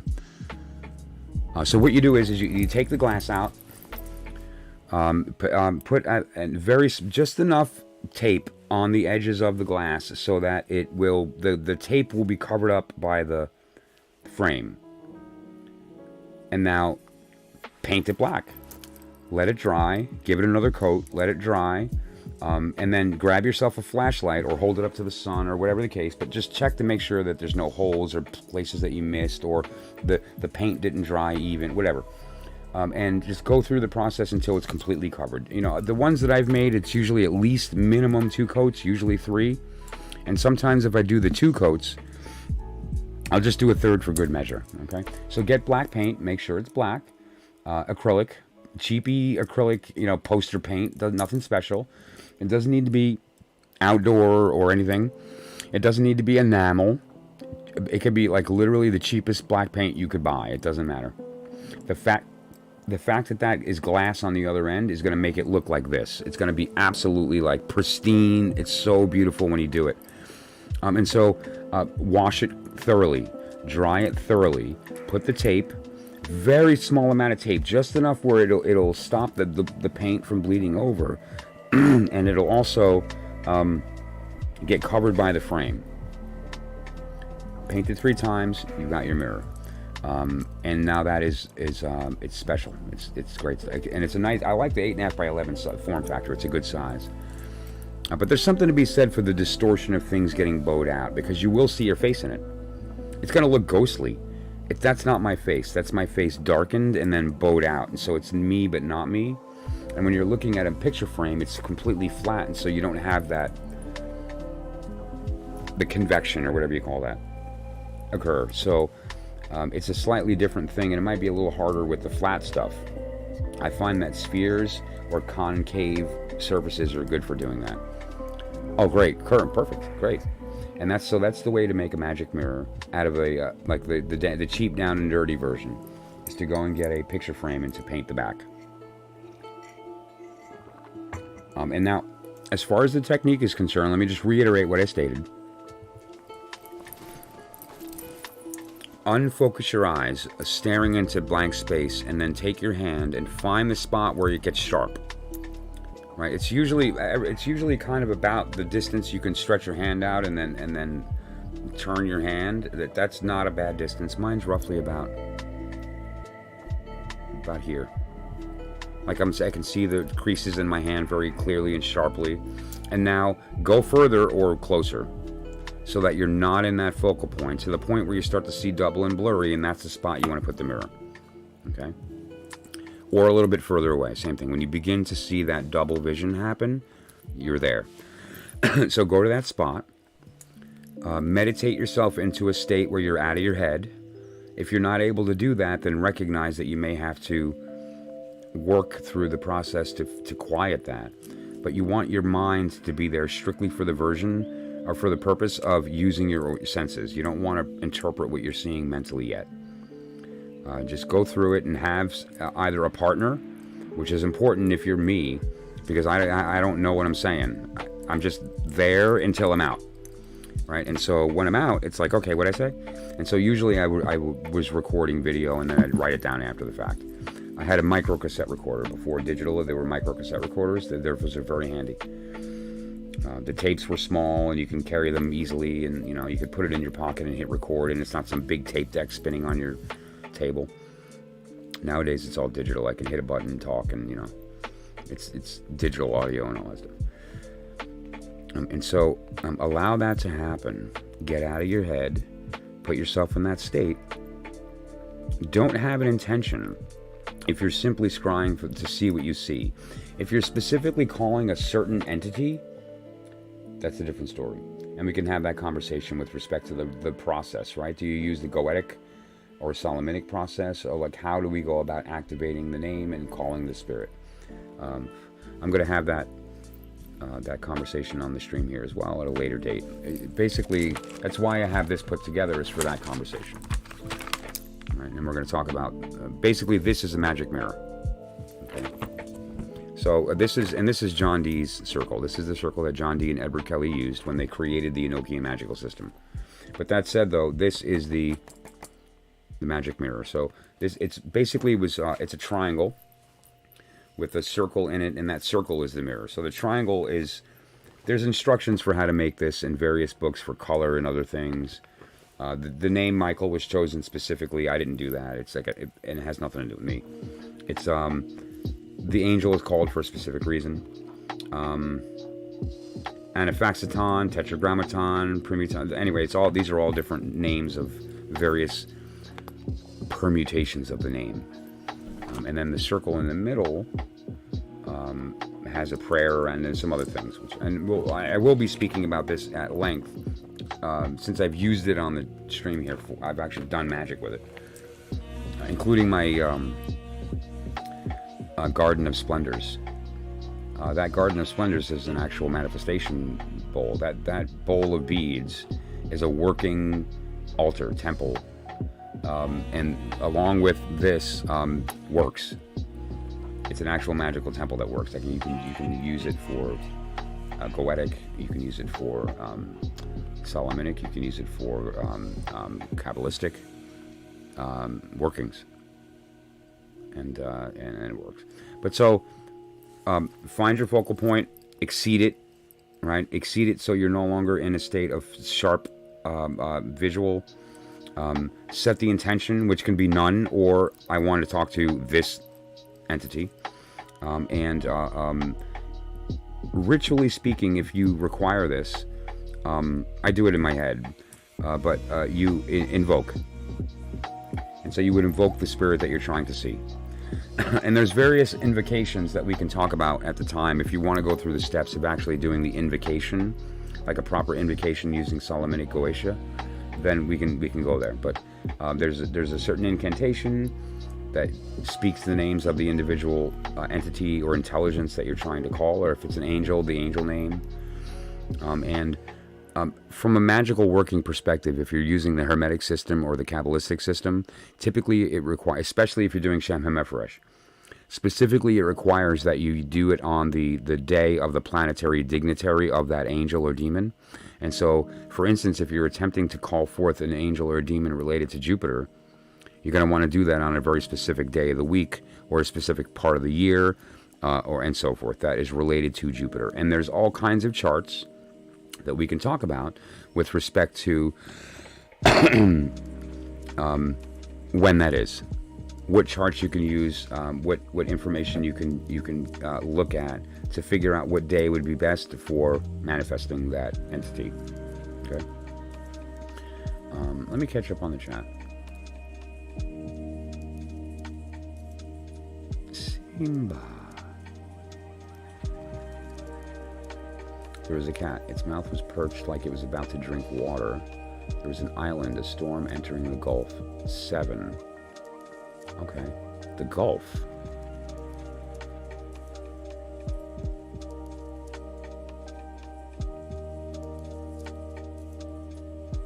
No, but hurricane season's over. Like, we're done with hurricane, right? Aren't we done with hurricane season? I don't know. I don't know what I was seeing in there. Well, I remembered.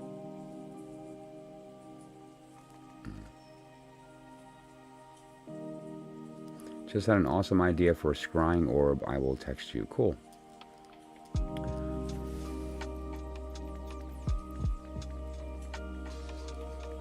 You know, I've been looking at different ornaments to make scrying or oracles, bead oracles. This one's glass, and it's, you know, it's cracked on purpose. It has that vibe on purpose. It's actually an oil lamp. It's an oil lamp meant to look like an ornament, right? And so there's a wick, and you put the oil in, and you drop the wick, and you burn it like you would any oil lamp. But it can also be used as an oracle. And why I like it is it's super thick. Like, it's actually a nice chunky piece of glass. This thing weighs probably 2 pounds. You know, if you filled this with the correct back and forth beads, you only see you in the chat. Well, right now it's you and Kitten. I'm not sure if Brianna is still here. Bri, if you're here, say hey. If you're not, then don't. Kitten's here. Kitten was just saying that she has a great idea for a scrying orb, and she's going to text me, so I'll let you know when she does, or what the idea is. And also, you know, now that we're here, let's just discuss something. There's a point, I've been kind of teasing this, and I just some things have occurred that have prevented it from happening, but that's going to be anyway. There's certain things that I want to do. One of them is to get together a group conversation on, like, a live stream off of YouTube, right? So something like, for instance, do a Zoom call or like a Google Meet, where all of us can be together in the room, and it's not just my face, but it's all of our faces. It's not just my voice, it's all of our voices. And actually have like a group that begins to develop on a off the air level, that we can begin actually sharing this knowledge, because I'm not the only person in here that's got gems to drop. And each one of us, it turns out, has a very unique skill set, a very unique set of knowledge that can contribute to the other's growth, right? And so it would be great to do that. And so anyone that would like to participate in that, I know there's 2 people here that would probably say yes, in Kitten and Missy. I would love for Brianna to be able to do that. And Brianna, if you do want to do that, you don't have to have your face on the screen. Okay, if you don't want to do that, or you're not able to, or the circumstance that you're in does not allow for that, you could at least be there. Have your phone on mute and chime in when you want, but at least be present. You belong in the room. And the fact that you're not here now is upsetting. Okay, so let's just look. I only see them in chat. Okay. Now, okay, Missy, you said awesome kitten, so you can see her?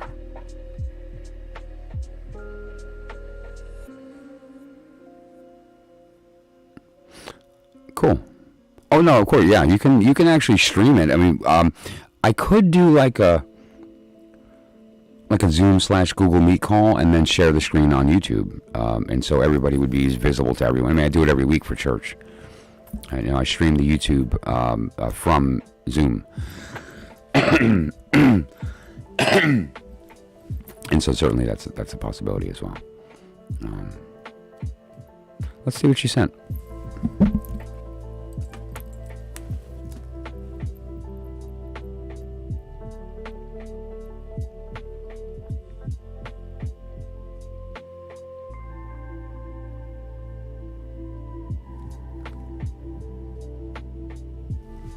Can I show this?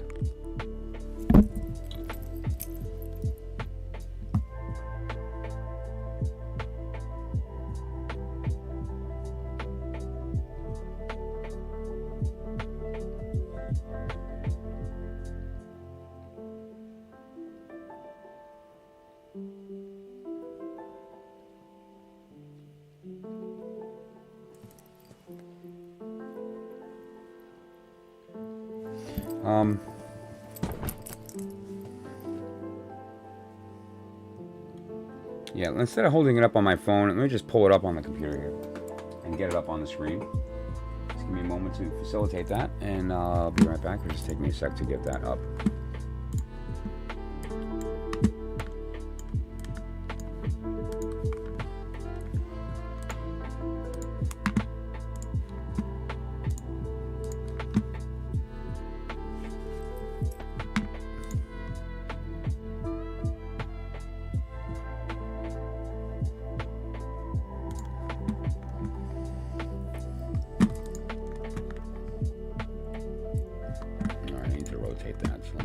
So I can do that.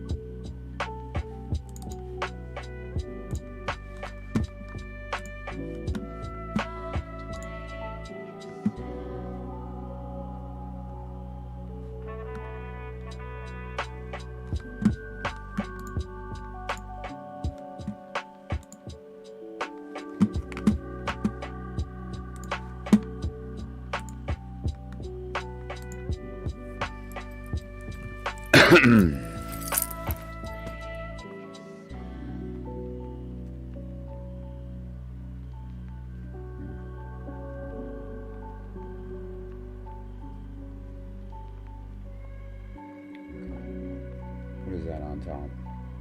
Or sides? 3 areas. Okay. See words, symbols, center.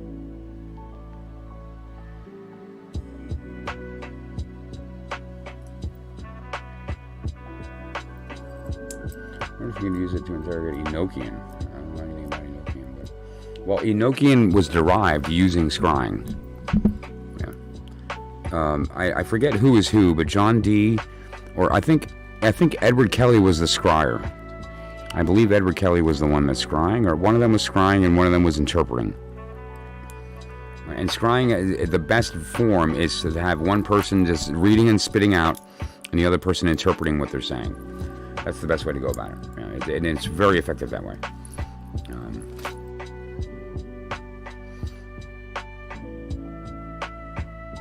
So I just want to ask you, I want to be clear what we're looking at here. That is the mirror, that curved thing. The John Dee circle wrapped. Oh, interesting.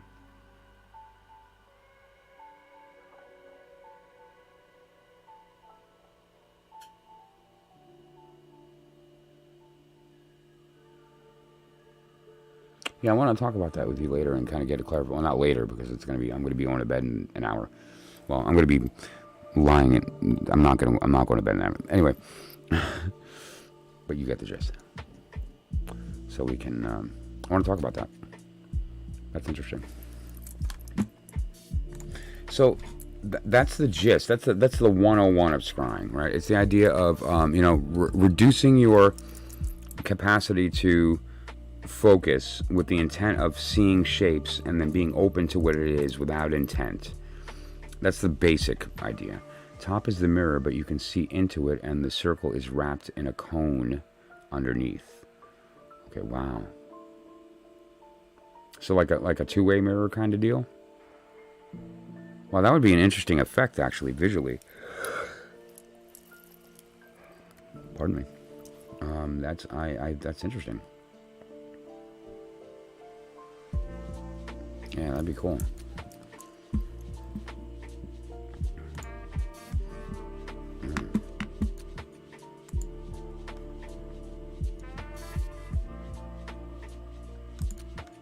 Yeah, Kitten is an artist. Like she's very sort of like visually cued, and seems to have a pretty good intuition with respect to symbolism. So that kind of work, that gels well, right? So it's sort of give her an idea, and she's going to creatively try to find a way to utilize it. And so that's just how that worked out right there.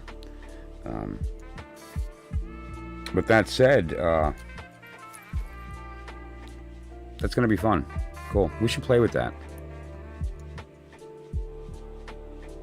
And see, come up with some different configurations and see what works. Like again, I was just grabbing that because I knew that stone had enough nonsense going on that it's a really good scrying tool.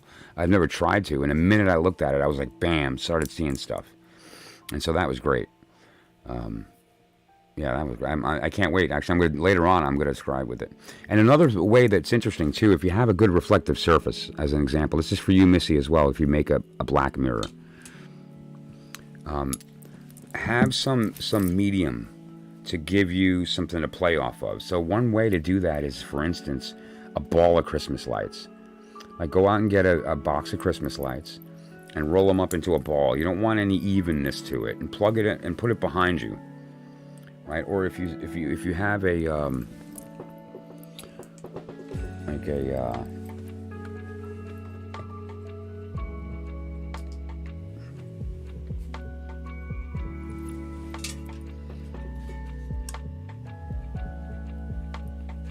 this is a ring light that does colors, right? So you can change the color. It can be flashing and whatever the case may be. Let's find a flashing one. It almost appears white because it's every color in a rainbow.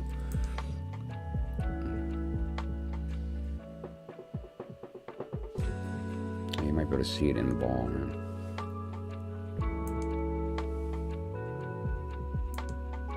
But the idea is that you want to give yourself some type of medium to play off of, and typically that's like the background is really good, right?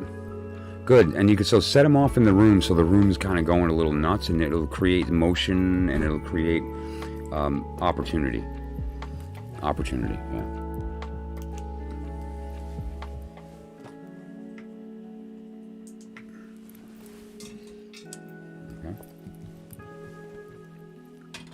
And now once you develop the skill, which we all have, we're doing it anyway. It's what you're doing is that you're sober hallucinating. You're willfully hallucinating while sober, right? That's the deal. And so it's a matter of something that we can develop very easily. And it's similar to that homework assignment I gave you, right? Where you go get a silhouette and try to, in your mind, flip the perspective of which side you're looking at of that silhouette. Right? If you take a shadow version of a shape, you can very easily swap which side you're looking at, the front or the back, in your mind. And by practicing that idea of changing your perspective is a similar faculty to being open to what comes out of the scrying process.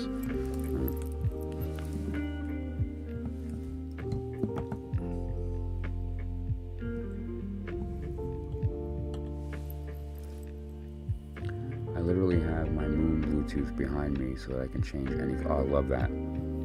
That thing's got to be great. Like, this is my moonlight, which I forgot to turn on tonight.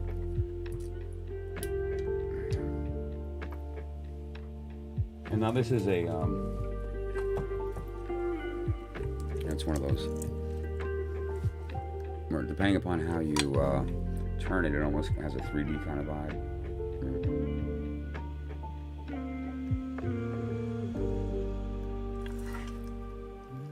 And there's a well in here that I consider putting beads in.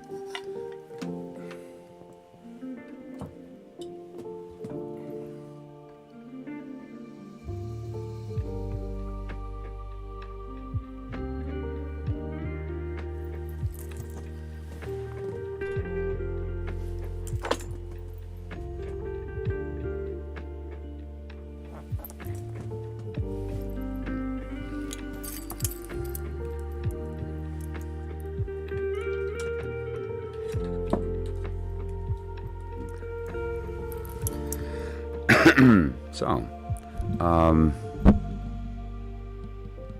there it is.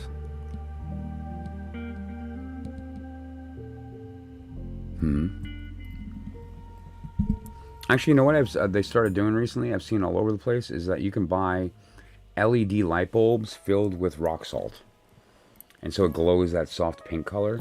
There's no reason you couldn't take the same concept and just fill an LED bulb with whatever. You can even do something like this, which is completely random.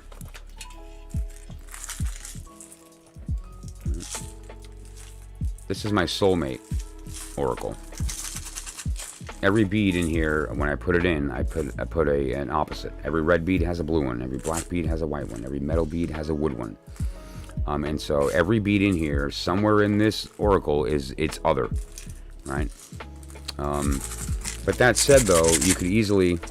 And then it's funny, I did this to be silly, but on the top, you know, I have the thing. I turned it upside down and turned it into a crown, right? And then I added this, so it almost looks like a love grenade. Like I can just take this thing and pop this off, and then throw it, and the beads go flying everywhere. Just soulmates, you know, bursting into the world. It's kind of like it's just like a big spiritual bead orgy. That's going to be flying into the world if you pop off that love grenade. So how interesting is that, right? But it's just it's enough of random information in here to give your mind something to bounce off of, right? But this would be interesting to scry with if you had a good technique for blurring your eyes, right? To blurring your eyes, and so you don't wind up seeing too much of the sharpness, right? You'd want this to move somehow, you know. There's that big one.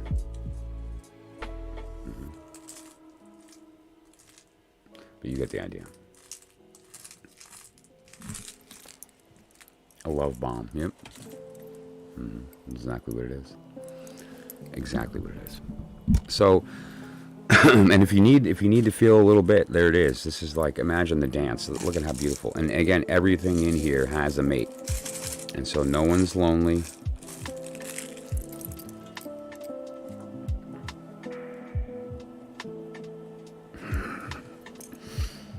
That's awesome. That's awesome.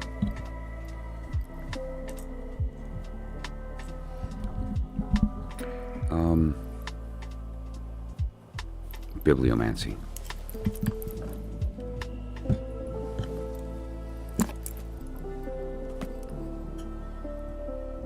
This was from my haul from the thrift store. I read this yesterday, but I'm going to read it again because yesterday's stream is gone forever and no one will ever see it. 1946, page 58, I believe. It's 58. Yes.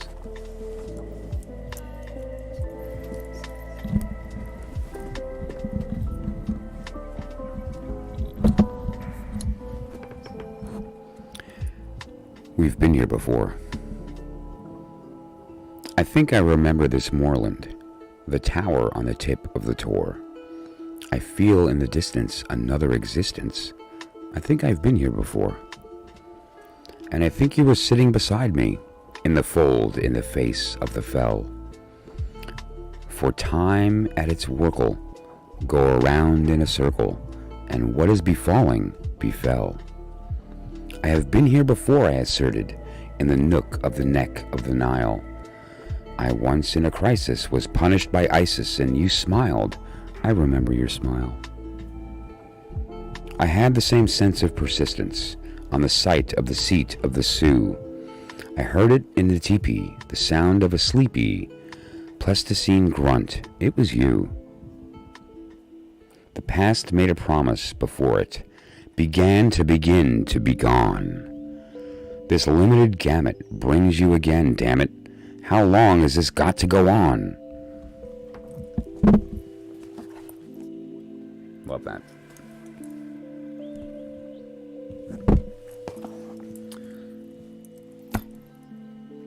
What does one say but when you're faced with the truth? It's beautiful. Sonnet and limerick. Why not? It's random, but let's go for it. Let's read the one after the one that I just read. It's called Sonnet and Limerick. The sonnet with her Mona Lisa smile. I love that. Mona Lisa smile. The sonnet with her Mona Lisa smile broods on the world with otherworldly stare. Priestess of melancholy, darkly fair, serene above our fury, guilt and guile, she in her deeps has learned to reconcile life's contradictions. Really, I declare, I'd gladly trust a sonnet anywhere. That pure seraphic sedentary, while the limerick's furtive and mean. You must keep her in close quarantine, or she sneaks to the slums and promptly becomes disorderly, drunk, and obscene. So basically, a limerick is a drunk sonnet. Love that. What am I breaking? Okay.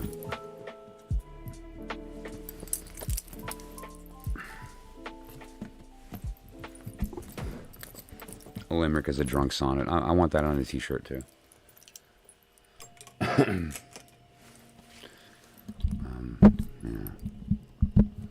My mission tomorrow is to send you my beads and everything. So pissed I haven't sent it yet. Yeah, I sent you a text message. Did you see the text message I sent you? With respect to that, Missy?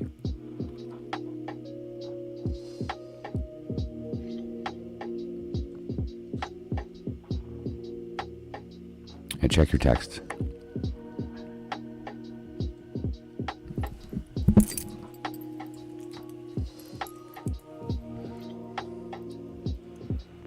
Well, if you meant to say introspecting, then yes.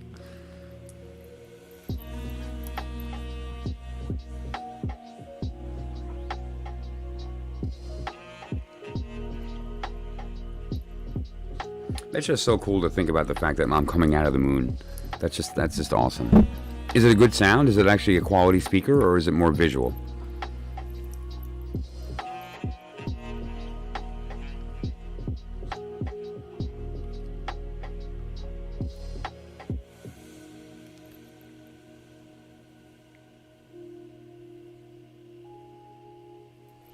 Check your text message, Missy.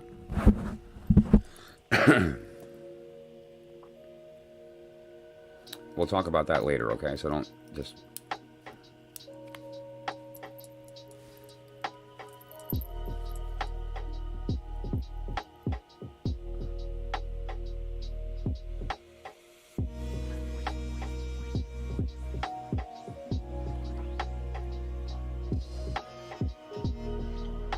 Oh, well, that's not true. No, there is an excuse. Because you wanted to send it all at once and you were waiting for other stuff to come. So that's okay. Don't be silly. Actually, the timing was perfect. You don't realize that this was supposed to happen. I mean that. Missy, I mean that. Like, you don't realize you fulfilled what you're supposed to. The fact that you didn't send it was actually really, really good. Trust me. Trust me. So... And really, you're just so generous and wonderful, and I appreciate that. And I can't wait to use this stuff and show it off and be all... I appreciate it. I can't wait to look at the bell. But you get the idea, right? I can't wait to hold it and ring it and hear it and love it. But that said, though, okay? So just stop beating yourself up. That's ridiculous. Cool. Did you ever think you'd hear the moon with a deep, bellowing growl? I don't know. I always felt that the moon was... has a pretty singing voice.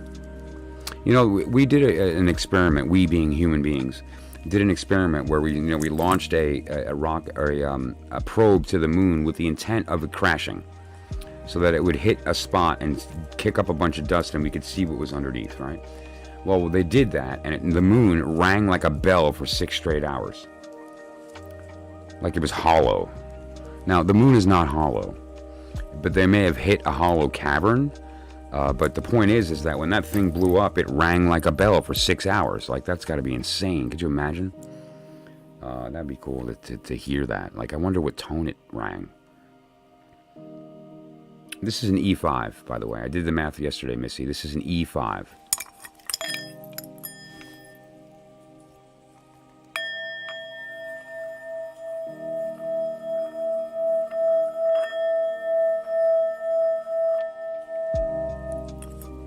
An E5. I did the frequency, and then I did the Gematria on the frequency. So the frequency of this is 659.25. Did I get that right? 650, 640. Where's my book?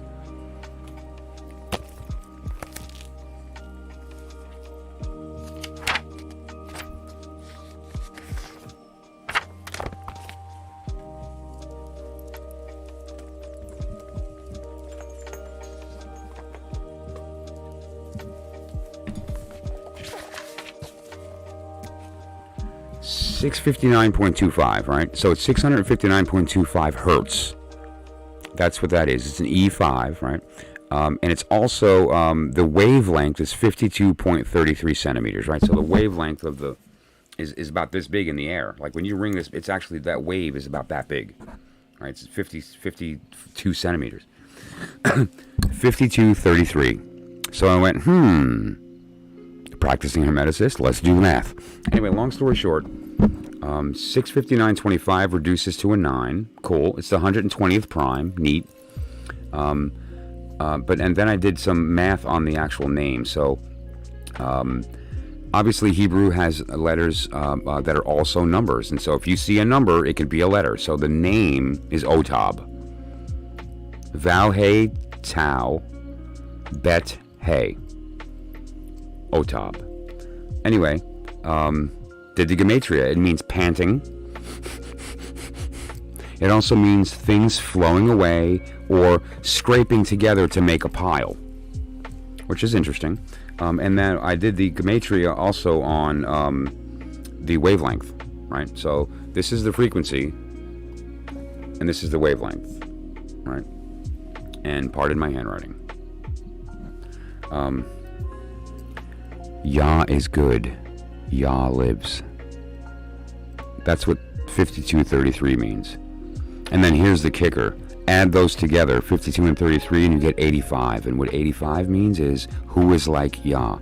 Now, another term for who is like Yah is Mikhail. So the wavelength of this bowl is Michael. You know how crazy that was to come to that conclusion? I love doing Gematria because it blows my mind every freaking time. So just to be clear, the sound of this is otab, which means to gather. And the wavelength is Michael. How did I figure that out? Okay, here's what I did. I took the, I took the actual bowl itself and I rang it. Then I took Adobe Audition, which is a very, it's a very accurate spectral analysis. And I was able to get the frequency of this bowl to the cent. I mean, it's an exact E5. It's actually very, very well tuned. And this was not an expensive bowl. This was a very approachable priced small bowl. I bought it for the size in case I wanted to use a bead oracle in it. And it fits in my hand nice. Like, look how perfectly it fits in my hand. It's like meant for me. And so I rang it. I did the spectral analysis. I got the note of E5, dead on balls E5. And then I went to the chart, right, to see what is the frequency of an E5. And it's 659.25. Which I then corroborated by going back into Adobe Audition and looked at the actual frequency count. And it is, in fact, 659.25. So that's the frequency. The wavelength is very easy because that frequency, every wavelength it's constant. And E5 is going to have the same wavelength no matter what object is creating that note. That's what gives the note its tone, is its wavelength. And so I was able to determine the wavelength very easily by looking it up. So just to be clear, I rang it, I checked it in the software, got the frequency, took that frequency and found the wavelength, and so that's where I got the numbers.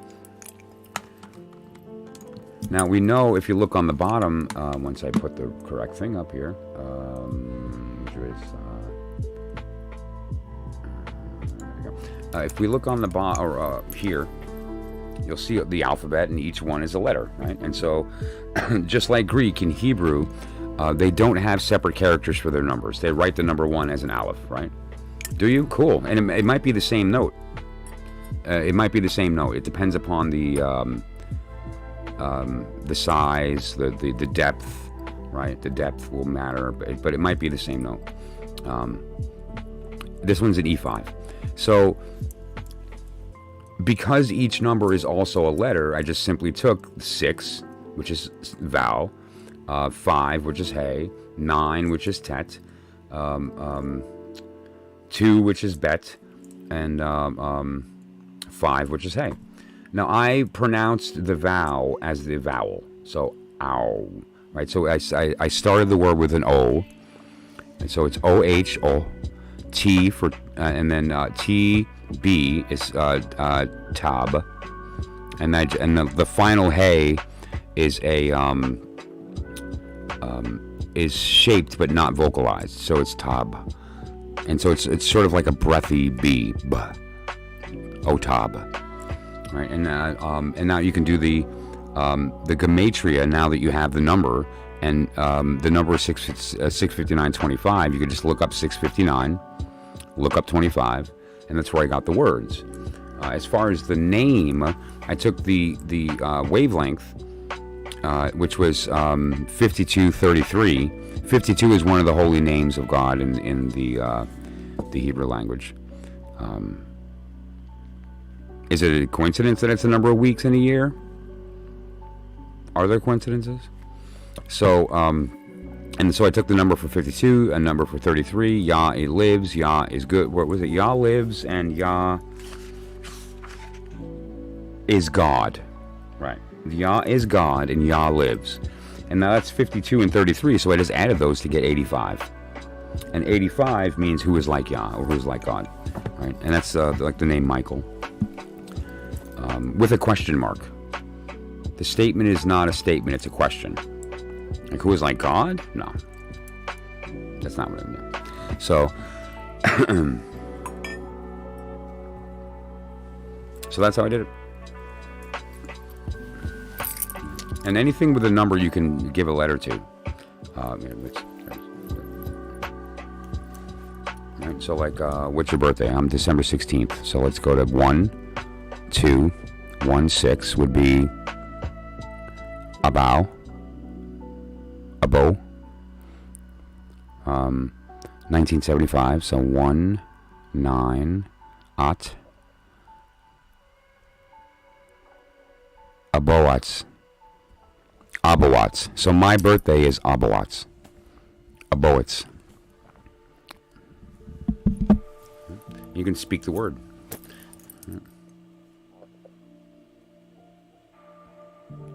The all and part of the all. The all is in all. All is in the all. Kids in the hall.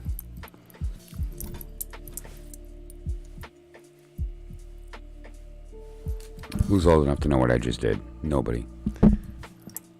Yeah. It's really something. It was cool. The Gematria on that worked out really great. It was cool. But that's how you do that. It's a fun exercise, right? It's really fun to kind of go through and see these correlations. It's like, where did that come from? That's kind of really neat. What are the odds? Like, although it makes a lot of sense that very standard notes would have angel names, right?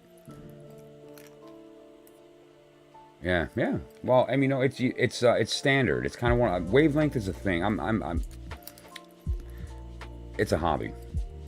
And here's the cool part about that. Knowing that 5233 wavelength lets me cancel it. Because what I can do, or I was going to speak that in a sec. What I can do is move it back half, right? So the wavelength is like that. And so the peak is here. Now, if I were to take an exact wavelength, the same note, take two bowls, bang the one and get it going, and then take another one and bring it halfway between 52, they're going to cancel each other in silence. So even though they're vibrating, you won't hear anything. Because this peak meets this valley, and they cancel to be in the middle, and it's silence. It's really something. That's how noise canceling works, by the way. But that said, you can actually physically do it in space by taking the bowl, get it ringing, have another person do the same thing, and now put them together next to each other. All right, get the bowls going, and then pull it backward until suddenly they stop. But you can feel your hand still vibrating, like the bowl's still singing. But since the trough hits the peak at the same point, they cancel each other, and you get a flat wave. And there's no sound. It's really kind of something. But the energy's still there. So it's like a laser of sound that is inaudible. It's pretty special. And you can do the same technique for quieting turbulence in water. So if you have water is being turbulent in a certain state, you can just introduce the same thing, but if you know the wavelength of the sound creating the ripple, you can move it halfway out to make the trough meet the peak, and they're going to cancel. And you'll have a flat. Like that water will go dead still. And it's like, whoa, that was weird. Because you'd expect it to kind of slow, but it doesn't. It just goes, boop. It's weird. It almost makes the water look solid. It's crazy, right? So let's speak your birthday.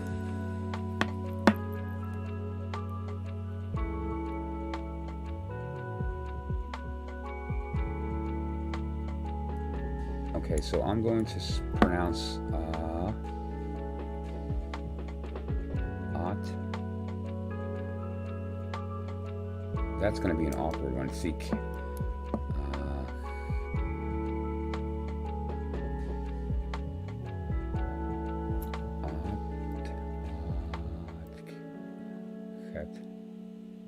Yeah, that's going to be all right. So you can pronounce the vowel there to make that a little easier. Othket. Yeah, Othket. I wonder if these sounds in the world we can't hear because of all the noise pollution. Imagine all the sounds we can't hear because they're outside of our range. But they're there. I bet back in the Egyptian days they would have been able to hear those messages clearly or clearer. Maybe that's why they can do things. Well, there's a lot of debate that they may have used vibrational sciences to move the blocks. Whether or not that's true is debatable, but there is absolute science showing that the correct vibration can levitate objects, and without a doubt. Yeah. They understood vibration. They did. They understood vibration. The Great Pyramid is tuned in such a way that you could be at the front of the steps going into the pyramid before you get up into the chamber. If you speak from there, you'll actually hear the sound coming from behind you amplified, and it's quite lovely. You were told to buy Jake a bowl. Cool. That's yeah, why not?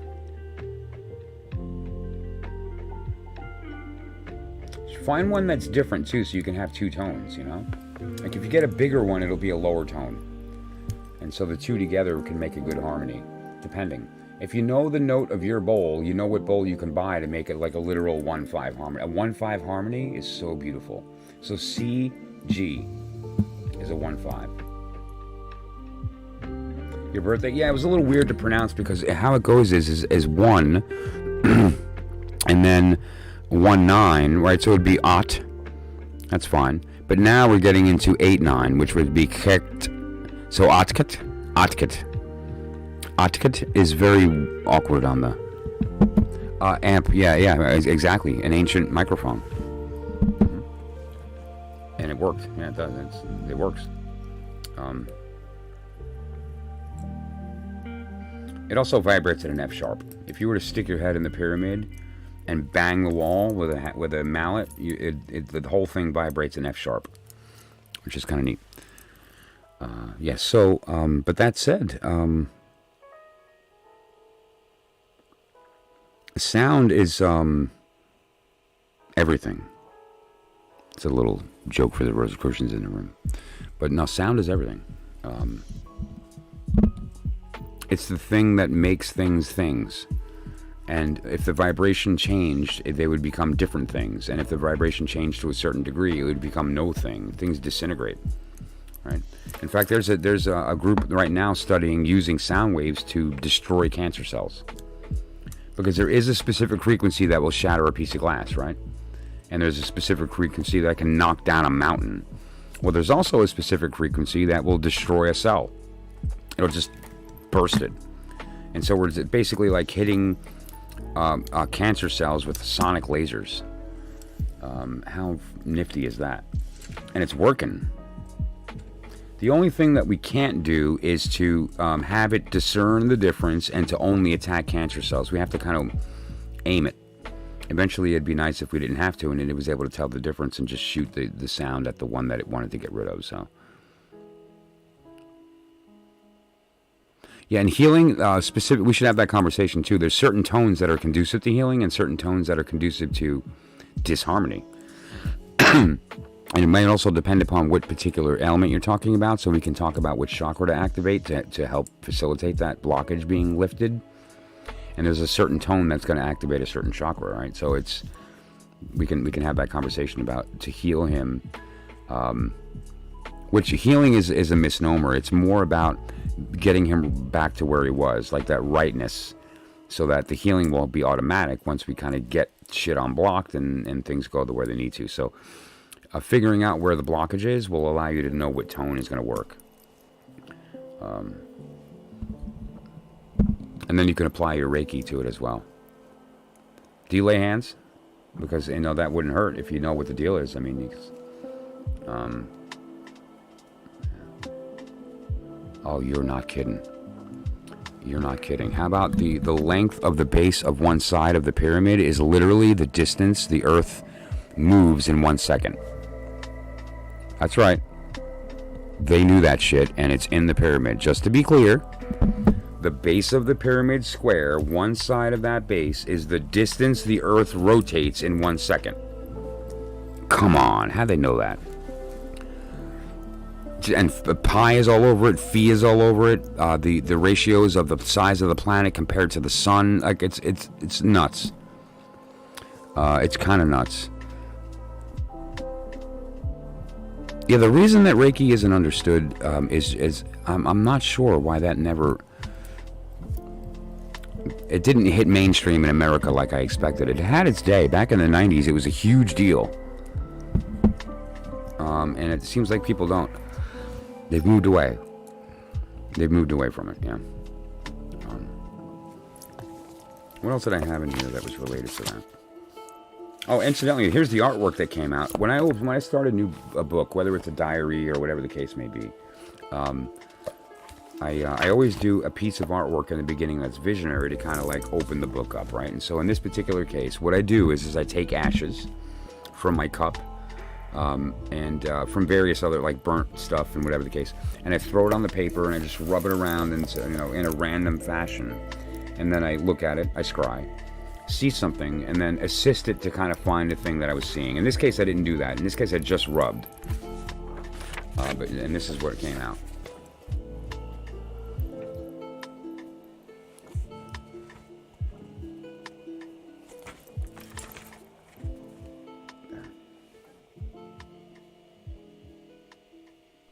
And when I originally looked at it, I see kind of a face facing left with curly hair. But there's also like a dancing figure inside his head.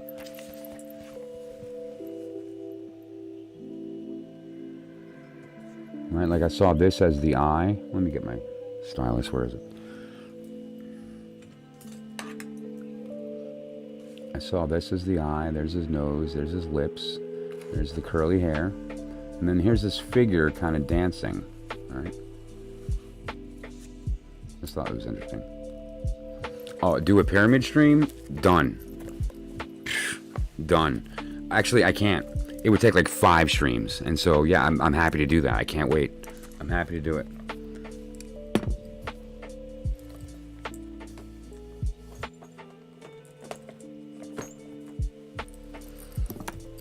Yeah, I haven't even touched like the tip of the iceberg of what's available on just the Great Pyramid, let alone the other ones surrounding it. The idea of the analog with Orion, the idea of the age of Taurus and Leo. Like, was the Sphinx originally a cat, or was it a bull? Was it something else? Because it's looking at out east in the form of a cat, implying that it was built at or commemorating the age of Leo, which has nothing to do with the period that the pyramids were built. So why were they pointing to the age of Leo? Interesting question. You know, is it?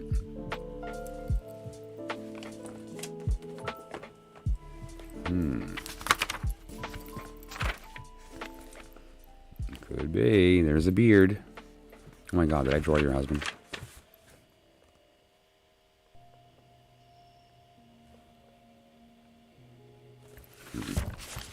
I might want to scan that too, so I can get, send you a good version of it. But yeah. Okay, yeah. Here's notes on the 72-fold name, the 52-fold name, the 26-fold name. It's like all right, how those get derived. And I went over that a little bit yesterday, but I'm going to do it in earnest when I have good stuff that I'm able to put together to put on screen instead of me just talking. 100%, this is a total secret that I'm just about to drop to everybody. 100% of what I'm doing here is dry run so that I understand the proper way to present this online. And now I'm having issues with my internet dropping, my computer's having problems and some other things, and so a lot of stuff's going to be corrected in the very near future that's going to allow me to just go, close my eyes and just charge.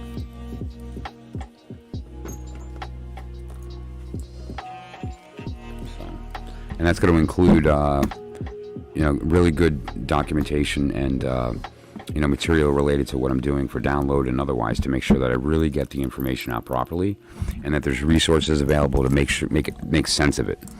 And ultimately, the goal, my singular goal, which is to make it practically useful today, for you to watch the stream, leave the stream, and go do stuff with what you heard. Right? That's the goal. Yeah. But I can't. I love that. I'm happy to do that.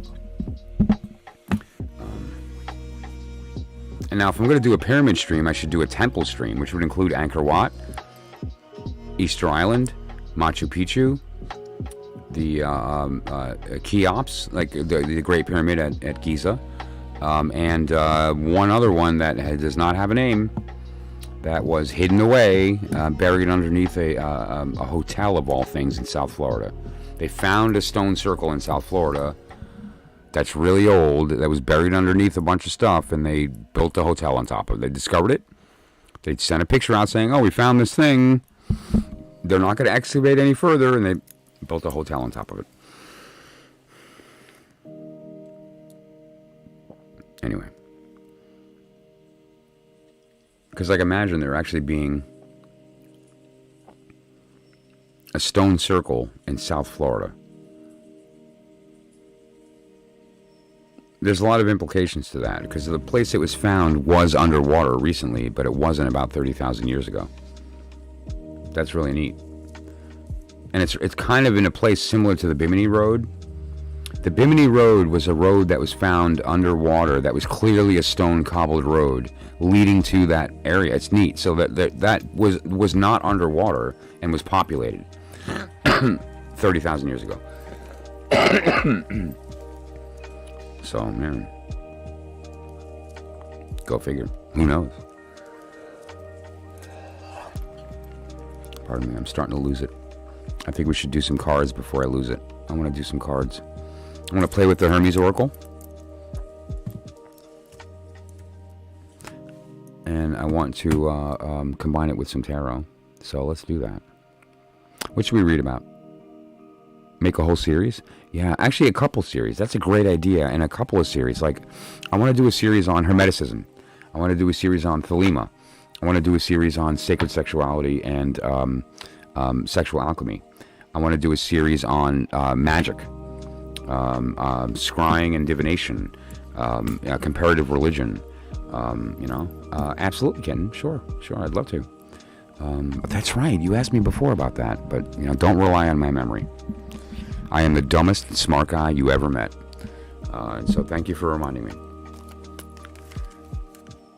And so there's various subjects that I think there's enough information. General? Okay. There's enough information on those subjects that I could lecture for like 2 years on just so there's plenty to go around, and there's good stuff. And it's also information that's good for discourse. Like, I can hit you with the information, and it's going to elicit questions, and to get that conversation going, which is really great. So,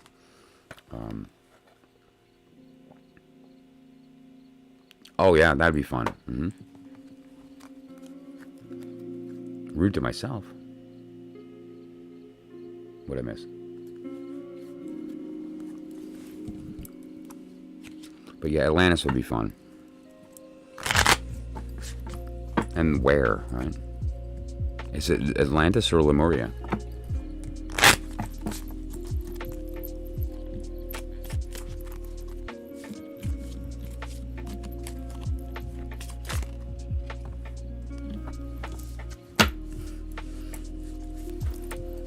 I guess we're going to use that one.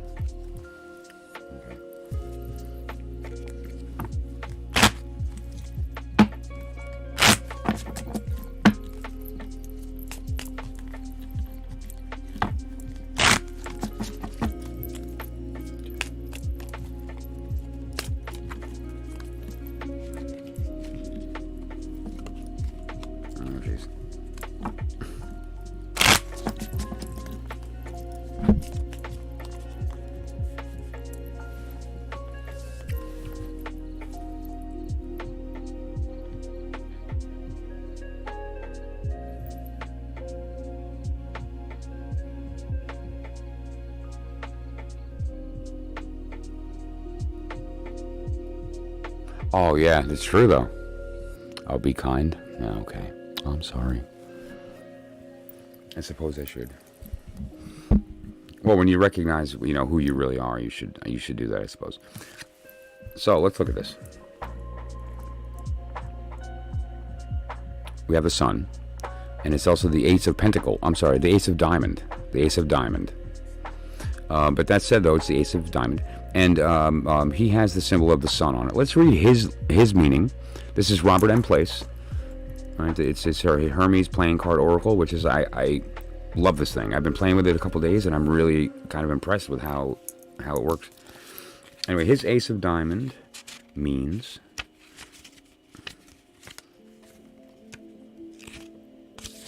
the sun, success, warmth, and happiness.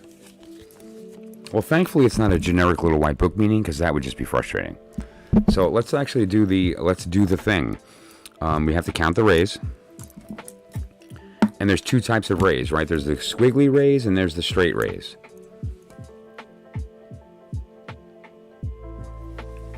Starting from the top. 1, 2, 3, 4, 5, 6, 7, 8, 9, 10, 11, 12, 13, 14, 15, 16, 17, 18, 19, 20, 21, 22, 23, 24. 2 12s. And so it's kind of like 2 zodiacs, the higher and the lower zodiac. And also at the same time, we have the diamond in the back, which is very indicative of a cup pouring down and a cup catching what it's pouring, which is just really neat. The Ace of Pentacles too is like, this. It's the seed that is the state right before physical manifestation. This is the place where everything has come to a culmination, and things begin to actually become manifest in the tarot. The princess brings the pentacle to space, to time, to the world, through her courtship with the prince, and then things become physically manifest at that point. So that's pretty neat too.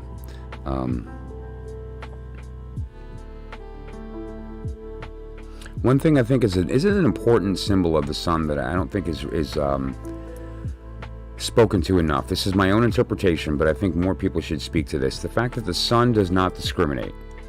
The sun is a altruistic giver. It has no desire to limit, question. It just gives without regard. And so consider the value of living in that state of giving without regard. Which also lends to the opposite. It's important to look at opposites to get a full scope of what we're talking about. Giving without regard means receiving through temperance, like receiving through discernment. Give wholly and be very careful about what you receive. There's the general. Like what you let in. Now let's go to the tarot. I don't know if that means anything to you, kitten, but that's the beginning, and that's where the reading is gonna go. Okay. Actually, I'll let you pick. What do you want me to read with? I have on my desk right now. I have the black and gold, the gold and black, and then the Surrealist tarot, and I have my Thoth. That's what's on my desk. That doesn't mean that I have access to other decks. That's just the ones I have in front of me. What are your thoughts? I'll let you pick. 444, beat you. I just looked up and it was 444, and I got to say that to Missy. She gets me every time. She's so fast. Cool, I can't believe I got the 444 first. Thoth, let's do it.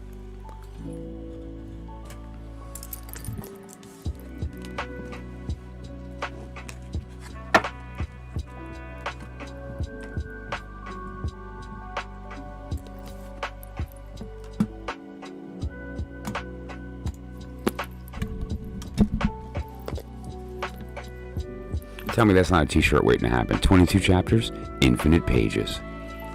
The language of our truth.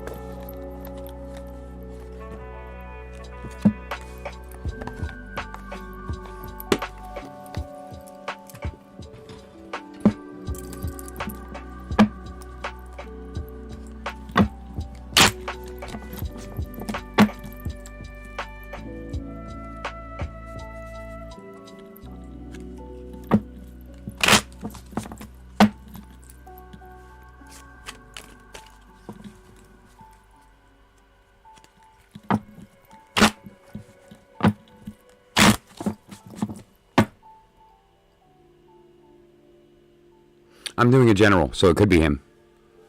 Yeah, it's a general. But now, well, I want to read him personally, so if he's sleeping, then I'm not going to do that. I'm going to read him when he's awake. Unless you just want me to read for him, for you, and you can relay it, but I mean, that's just silly. Or we can read him and then he can watch it, but you know. This one's general. And his, for the birthday reading, I don't want to do something like that. I'll do something like a good one. Like I'll get him an astral chart. Do the Gematria on his birthday and name, right? Like on his full name, and just do a full, like a fun workup for his birthday. I'm happy to do it.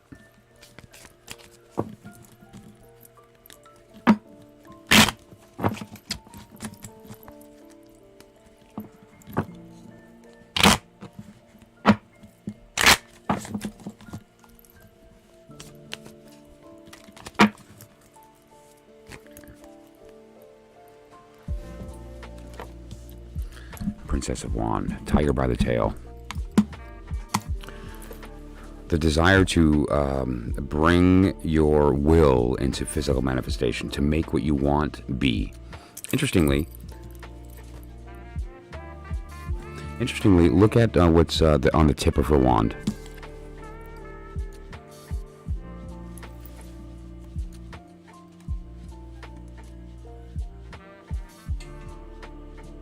Is that clear? What I could do actually here, let's give me a second and I'll do this right here.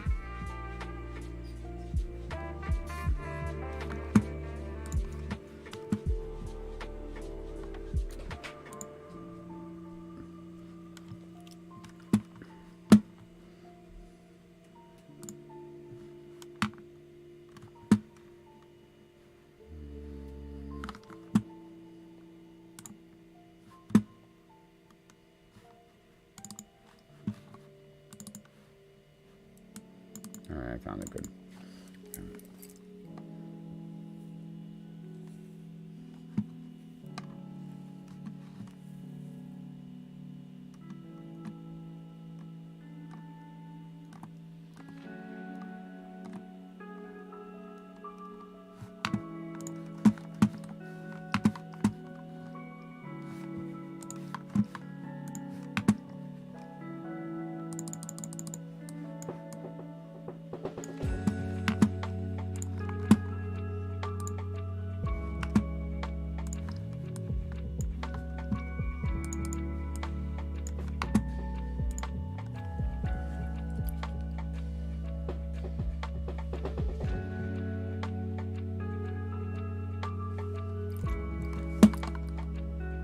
Cool. So, Princess of Wand.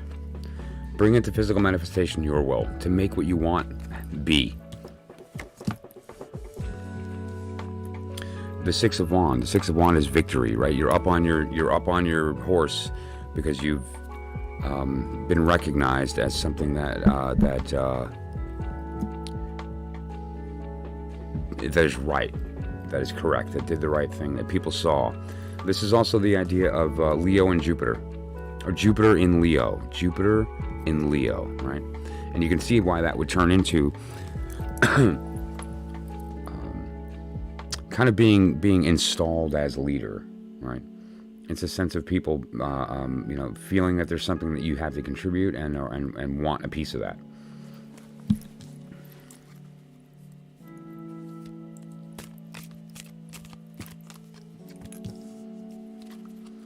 Ten of Wands. The Ten of Wands I know very well. That's my birth card, right? So this is the Ten of Wands is the card of. It says oppression, but that's half accurate. What this refers to is being oppressed by carrying too many of other people's wills. Each one of the wands that this person is carrying is somebody else's burden, and that's not sustainable. There does need to be a point where you need to kind of say, all right, enough already. I'm going to drop all 10 and pick up those 2 in the middle and just focus on me, right? This is the idea of Saturn in Sagittarius. That's why it's my deacon. It's Sagittarius, but it's Saturn. It's the middle deacon. Right. So the gist here is that there's an idea of there being a recognition that puts you in a state of like leadership, but not leadership like you've gotten the promotion, but leadership like the people look to you as the leader. The Princess of Wands, too, is this idea of the beginning. It all starts with her. It's like a new beginning. There's the divine order, regardless of the higher or the lower world, starts with the wand, and the princess is the one that brings the whole thing into fruition. She is the object of the prince's desire, and through their courtship brings the element into manifestation. And it starts with the wand. So the Princess of Wand is kind of the beginning of the minutia, the beginning of the small cards with respect to the unfolding. All right. Awesome. Six of Wands is a good card. There's no reason not to love that in your reading. And don't forget the truth, Missy. Just because you don't see the results doesn't mean there aren't. All right, so like whatever you're doing in the world right now is making a positive impact that's real and felt, and may become obvious later when it's not obvious now, but it will become obvious. But there's this idea here too of a warning of not overextending oneself in order that you don't put yourself in a position of not being able to be who you want to be and not do the things you want to do. So this is that warning of it's okay to put the wands down sometimes. And I've had to remind myself of that. This is very much for me too. Is that reminder that we don't have to give in to this compulsion to be everything for everyone. But what we can do is be the true thing for ourselves. And when we do that, victory is almost ensured, because when we're doing that, we're going with the flow, right? We're going with the karmic trajectory. And so we have the momentum of the universe behind us to carry us in the right direction. And when we're in the wrong direction, we're fighting it. And you're going to lose, right? And so this is the idea of by dropping too many of the wands and focusing on your will. And notice there's two.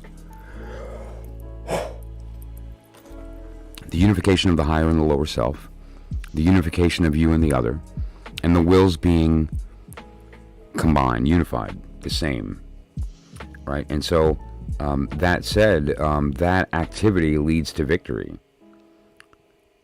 It's just a matter of letting go of the things that are holding you back or holding you down.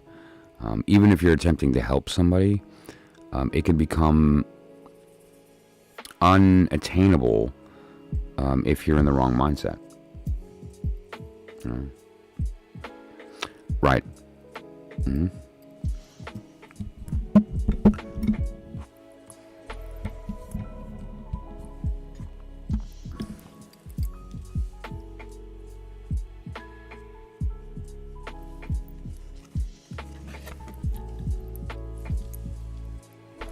The Aeon. This is the manifestation.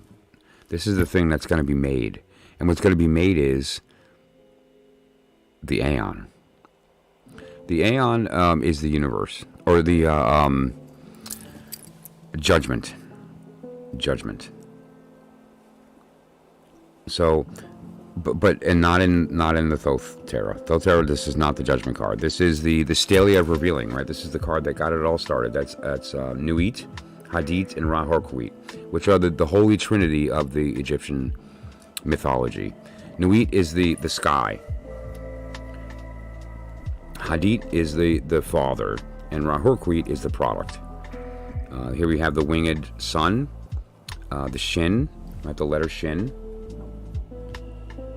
and there are little babies in there, kind of ready to come out. Right, see the little babies that are coming out of the Shin into the world as the unification of this new Aeon. Right, the product of this union is the new stage that we're entering. And that stage is a very different stage. It's the stage of silence. And right now we're pretty loud. Sorry, pardon my yawning. But and so what this portends is a complete, like, new paradigm. This is equivalent to death in a sense, that this is so different that, like, nothing is the same. It's kind of we're not talking about we're not doing daylight savings anymore, so things will be different. This is kind of like up is down, left is right, male is female, right? Scorpio becomes an air sign, and Aquarius is finally water. True story, right? A lot of things are going to change. And so, including the symbolism of the astrology, which it already has, and I kind of alluded to it in the beginning, it already has in the higher world.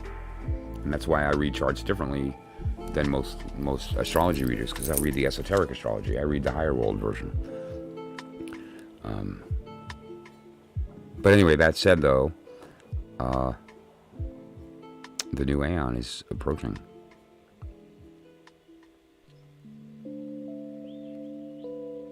Oh, that's okay. I did finish. Unless you guys have any particular... do you want me to elaborate on anything here?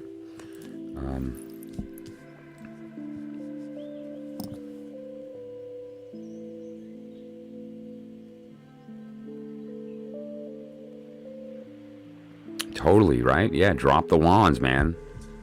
These are other people's wills. Like, who cares what their will is? Like, who cares? Like, yours is what matters. And now, there's an interesting symbolism that Crowley put in here as well. If you notice, those back wands are burning. Right? It's like a willful burn. Like, burn them. Right? Well, just get them out of your life. Like, these wills are other people's and they're holding you back. So, just by letting go of them...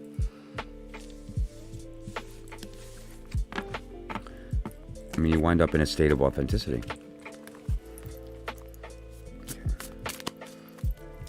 That's where we're supposed to be anyway. So, when you're being authentic, there's nothing you can't accomplish. So.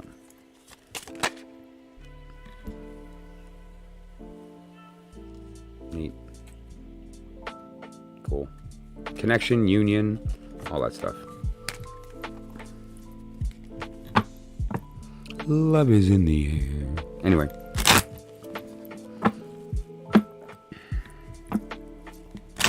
Oh my gosh.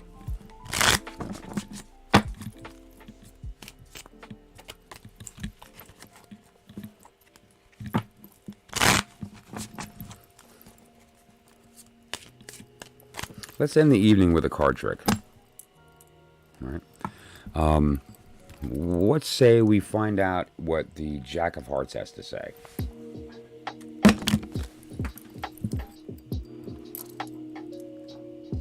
Oh my God, it worked. It worked. Hang on. Okay, I'm just going to put these here. That was cool. Hang on. I'm not kidding. Okay, I'm just going to go take the one card hit the ground.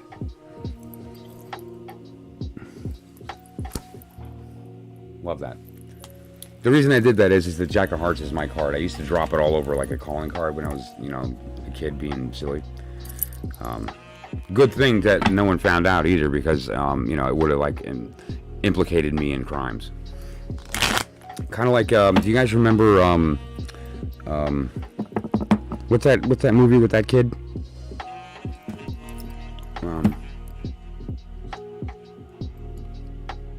Anyway, that Christmas movie.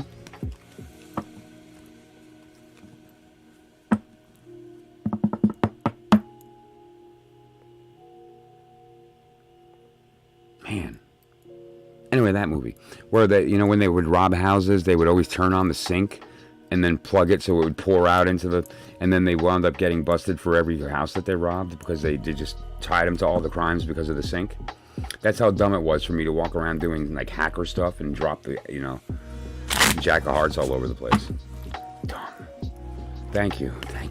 Home Alone. Wow. Why couldn't I? Why? Because I'm tired. That's why. But yeah.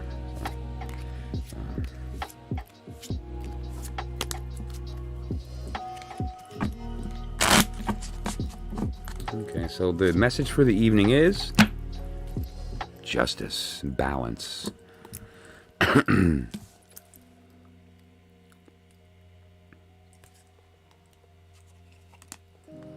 Justice is the idea that twofold, that there are laws and they must be followed, but there are also ways to tip the scale in your favor. And so if you know the laws, you know which ones can be broken.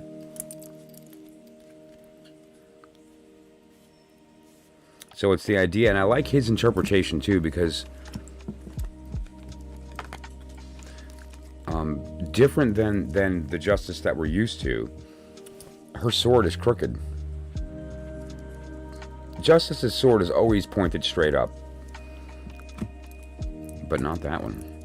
That one holds the sword in the same fashion as the King of Swords, who he holds his sword crooked because he can. Like, he has the discernment to decide. It's not straight up and down, right?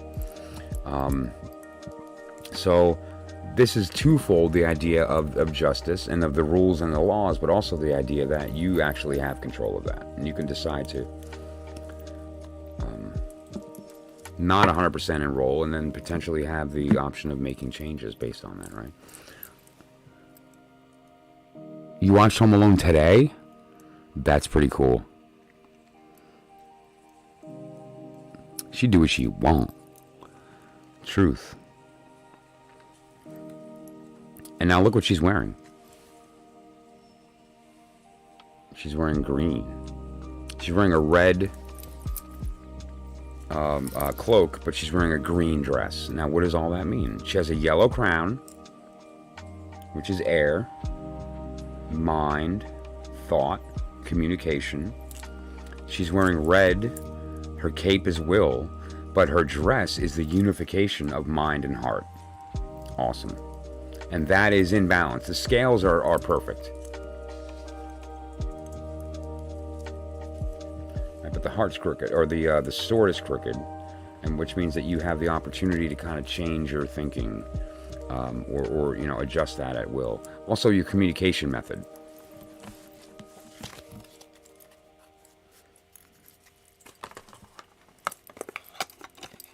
Really? Wow. We should talk about that. Yeah, Missy, listen, we need to talk at some point. There's so many. First of all, I owe you a reading. I owe you an astrology chart for your Patreon, right? So, like, for real, let me do that. We need to get together and do that. But unless you want to go a different direction with the reading, then let me know, because I know that you're also kind of chomping at the bit to get your chart read. So, and I would love to do that too as well. But that's not something that's like a, you know, a live stream thing. We can do it at least in a like a Zoom call or something like that, or Google Teams or Meet, that type of thing. But you know,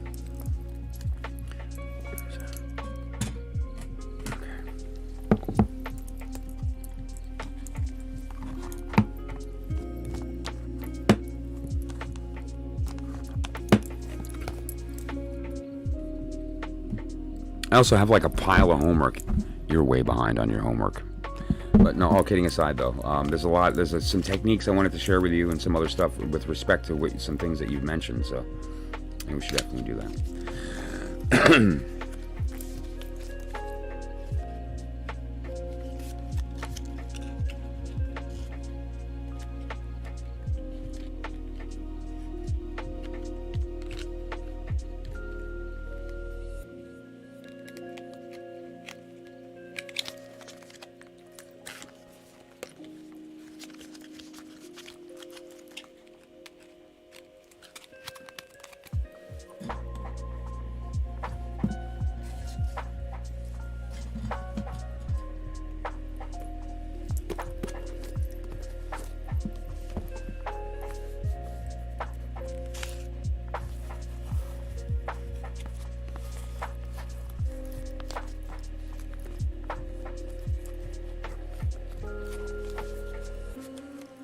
Actually, here's a fun chart to interpret. Let me see where, here it is.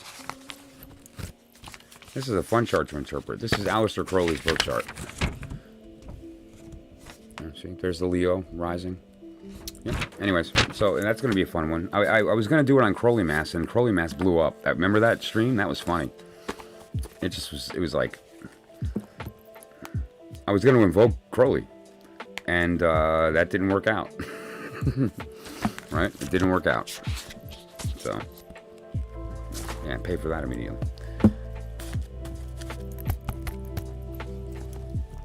Although that was the one where I did the Enochian calls. I had the recording of Crowley doing the Enochian calls, and played it on the stream. That was cool. I didn't get a copyright strike. All right. Cool. Awesome. I have a question too, Missy. Do you guys have snow yet? I got about 3 inches yesterday and it all melted. Do you guys have snow yet? Because you guys usually beat me by, at least a couple weeks. I don't know what happened in Vermont this year, but we got our first, legitimate snow yesterday. You don't think you saw that stream? Yeah. I'll have to go back and see where it was. Let me think about what the name was. I think I might have called it Crowley Mass. You'll see he's in the thumbnail. I don't know if I've got the image. No, I don't. I don't know.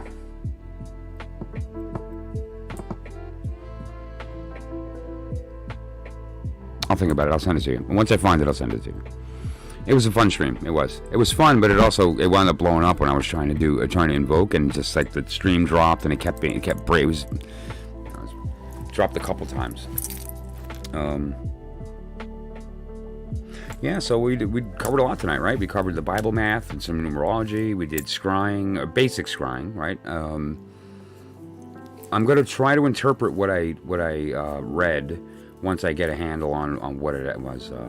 Yeah, it was. I did do it on his birthday, right? I did do it on his birthday, which I forgot. When was that? October something? Let's see. Do I have it on the chart? Okay, no, I put it down. I forgot his birthday. I did. But it was. That's when I did. No snow yet. Okay, cool.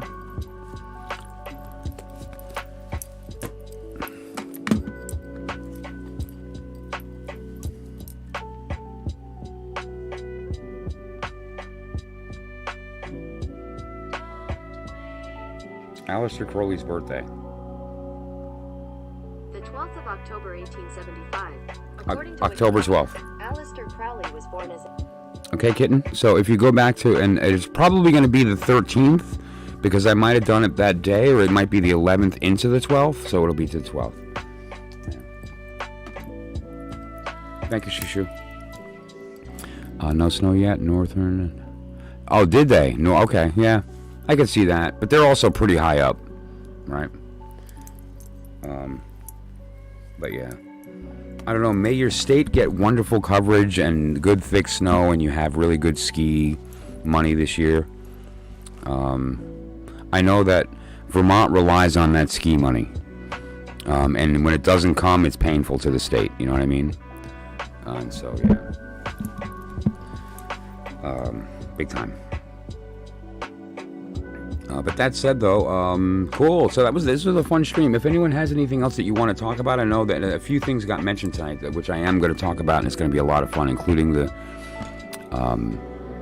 pyramid stuff and some sound-related stuff and temple stuff and all kinds of good stuff.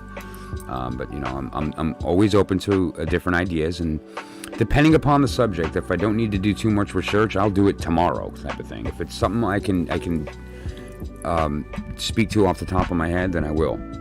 If it's something that I think requires some additional material or something that's going to work along with it, then I'll make sure that I have the right material before doing that. But okay, and I appreciate that. It's going to be a lot of fun.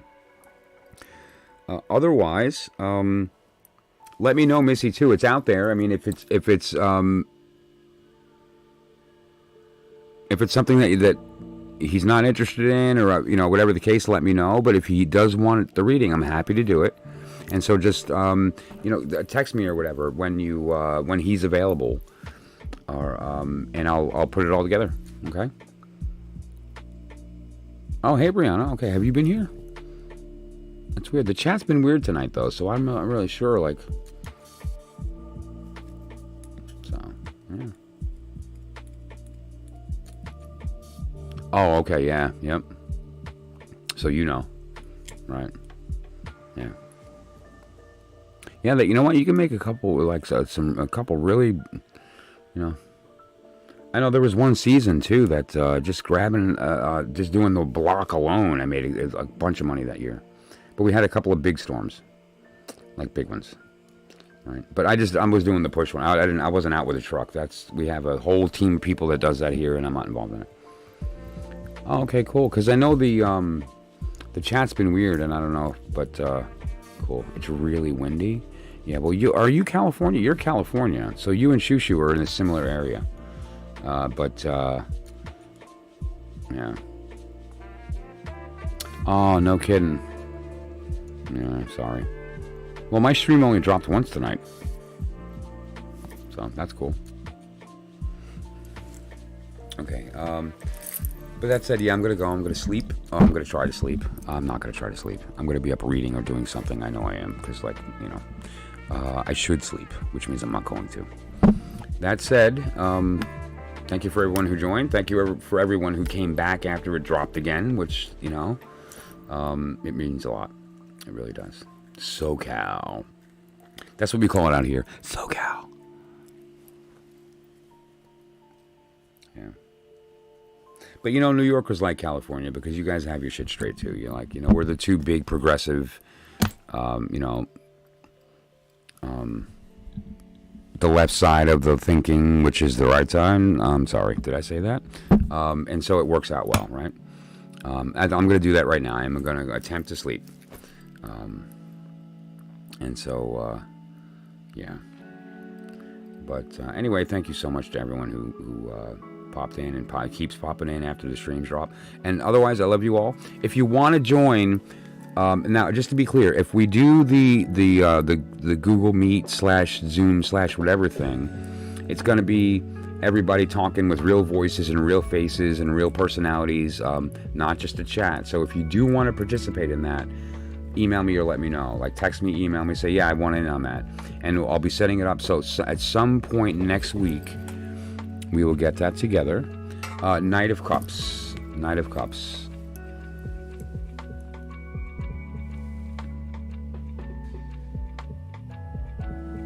Okay. Knight of Cups. Okay, so Knight of Cups is going to be the idea of wanting to speak your heart, or that your heart be known. Okay, the Knight is the element of air, mind, communication. The cup is water, heart, emotion, feelings. So this is the card of having or wanting your heart to be known. Emails? I don't know. Maybe a text. I'll check. I guess I would know if you did, so I'm not sure, but I'll check and I'll let you know. Okay, so this is the card of wanting that to be known. Now, the method of making that known in this particular circumstance was artistic, right? This person decided to do that visually. And so they wear their heart out on their sleeve visually. And so it's the idea of being open to allowing yourself to be seen. Because it's in that seeing that you're going to have your heart communicated. So that people will know what you're feeling. Knight of Cups. Knight of Cups.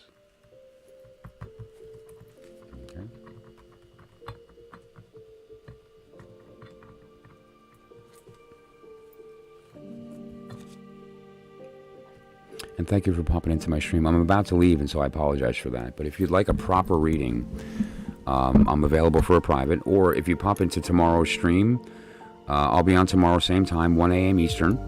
And I can do a reading for you then tomorrow, a little more advanced. But I'm happy to pull a card anytime. Just let me know.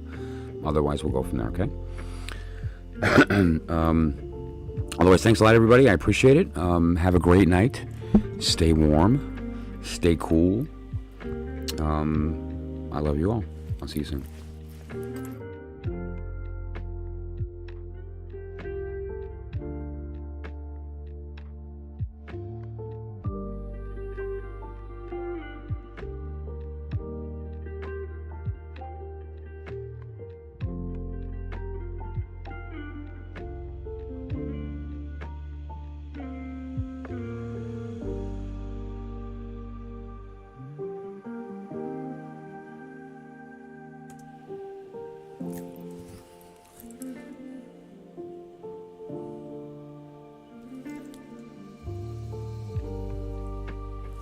I love you, Shushu.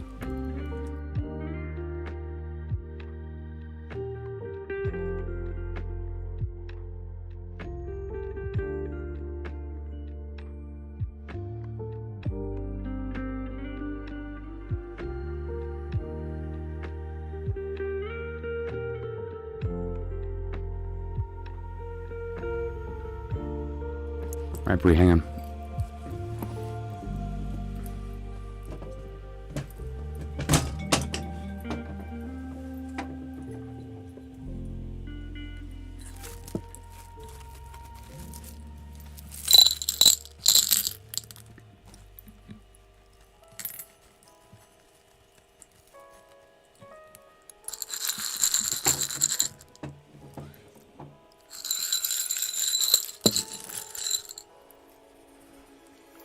Air, sword, mind, prince. Okay, this is the Prince of Sword. The desire to make known your mind, to speak your mind, to be heard. At the end of the day, it's the desire to be heard. And now, so what this is it's the idea of communication being the goal. And when communication is the goal, you need to be sensitive not to the speaker but to the listener. Who is it you're speaking to? And that's the language that you need to use. The reason you're not being heard is you're speaking the wrong language to the wrong person.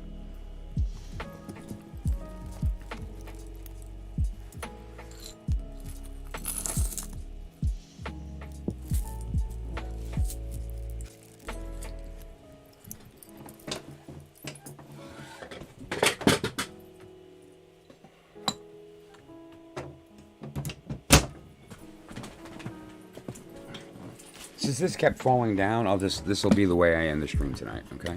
Here's everybody's message for the evening.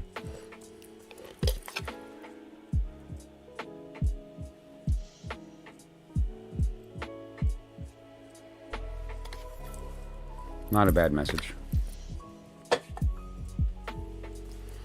Good night.